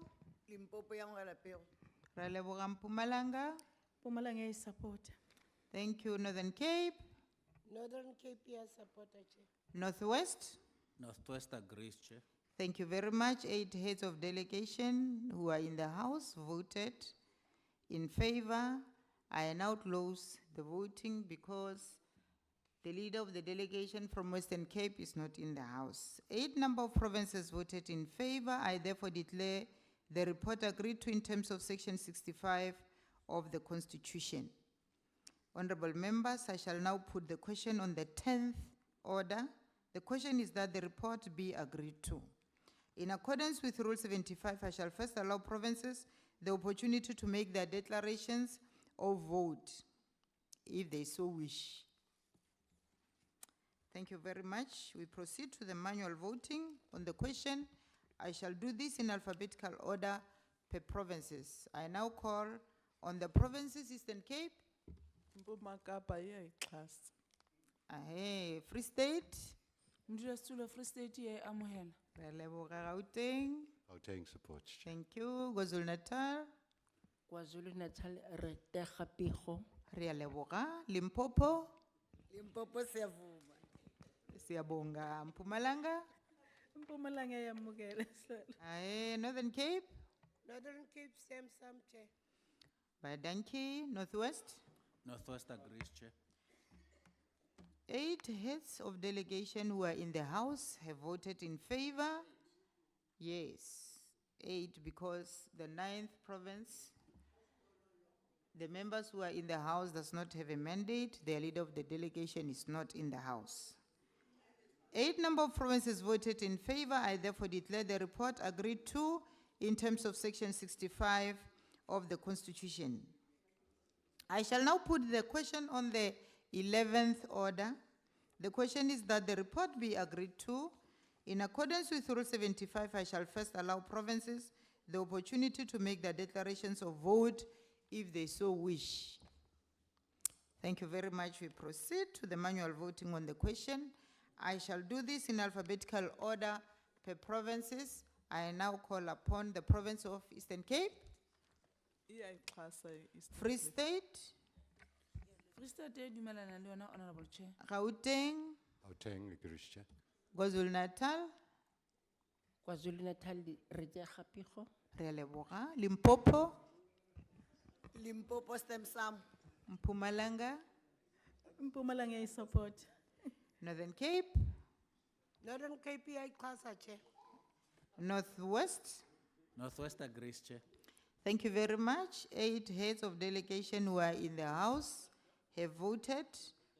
We now close the voting because the 9th province does not have a leader of the delegation, and those who are in the House, Prince can't say anything because she does not have a mandate. 8 number of provinces voted in favor. I therefore declare the report agreed to in terms of section 65 of the Constitution. I shall now put the question on the 12th order. The question is that the report be agreed to. In accordance with Rule 75, I shall first allow provinces the opportunity to make their declarations of vote if they so wish. Thank you very much. We shall proceed to the manual voting on the question. I shall do this in alphabetical order per province. Eastern Cape, Le ngxolo iyaxhasa i-Eastern Cape. Sabonga, Free State. Free State support, Honorable Chair. Thank you. Gauteng, Gauteng support, Chair. thanks. KwaZulu-Natal, KwaZulu-Natal usekela umbiko sihlalo. Limpopo, Limpopo re a amogela Retega Pigo. re a leboga. Mpumalanga, Mpumalanga iyayisupport i-report. re a leboga. Northern Cape, Northern Cape iyasupporta Chair. Northwest. Northwest agrees, Chair. Thank you very much. We also put on record on this one that the Western Cape cannot vote because they don't have the mandate from their leader of the delegation. So 8 heads of delegation have voted in favor. I therefore declare the report agreed to in terms of section 65 of the Constitution. Honorable members, that concludes the business of the day. The honorable members are requested to remain standing until the procession has left the House. The House is adjourned.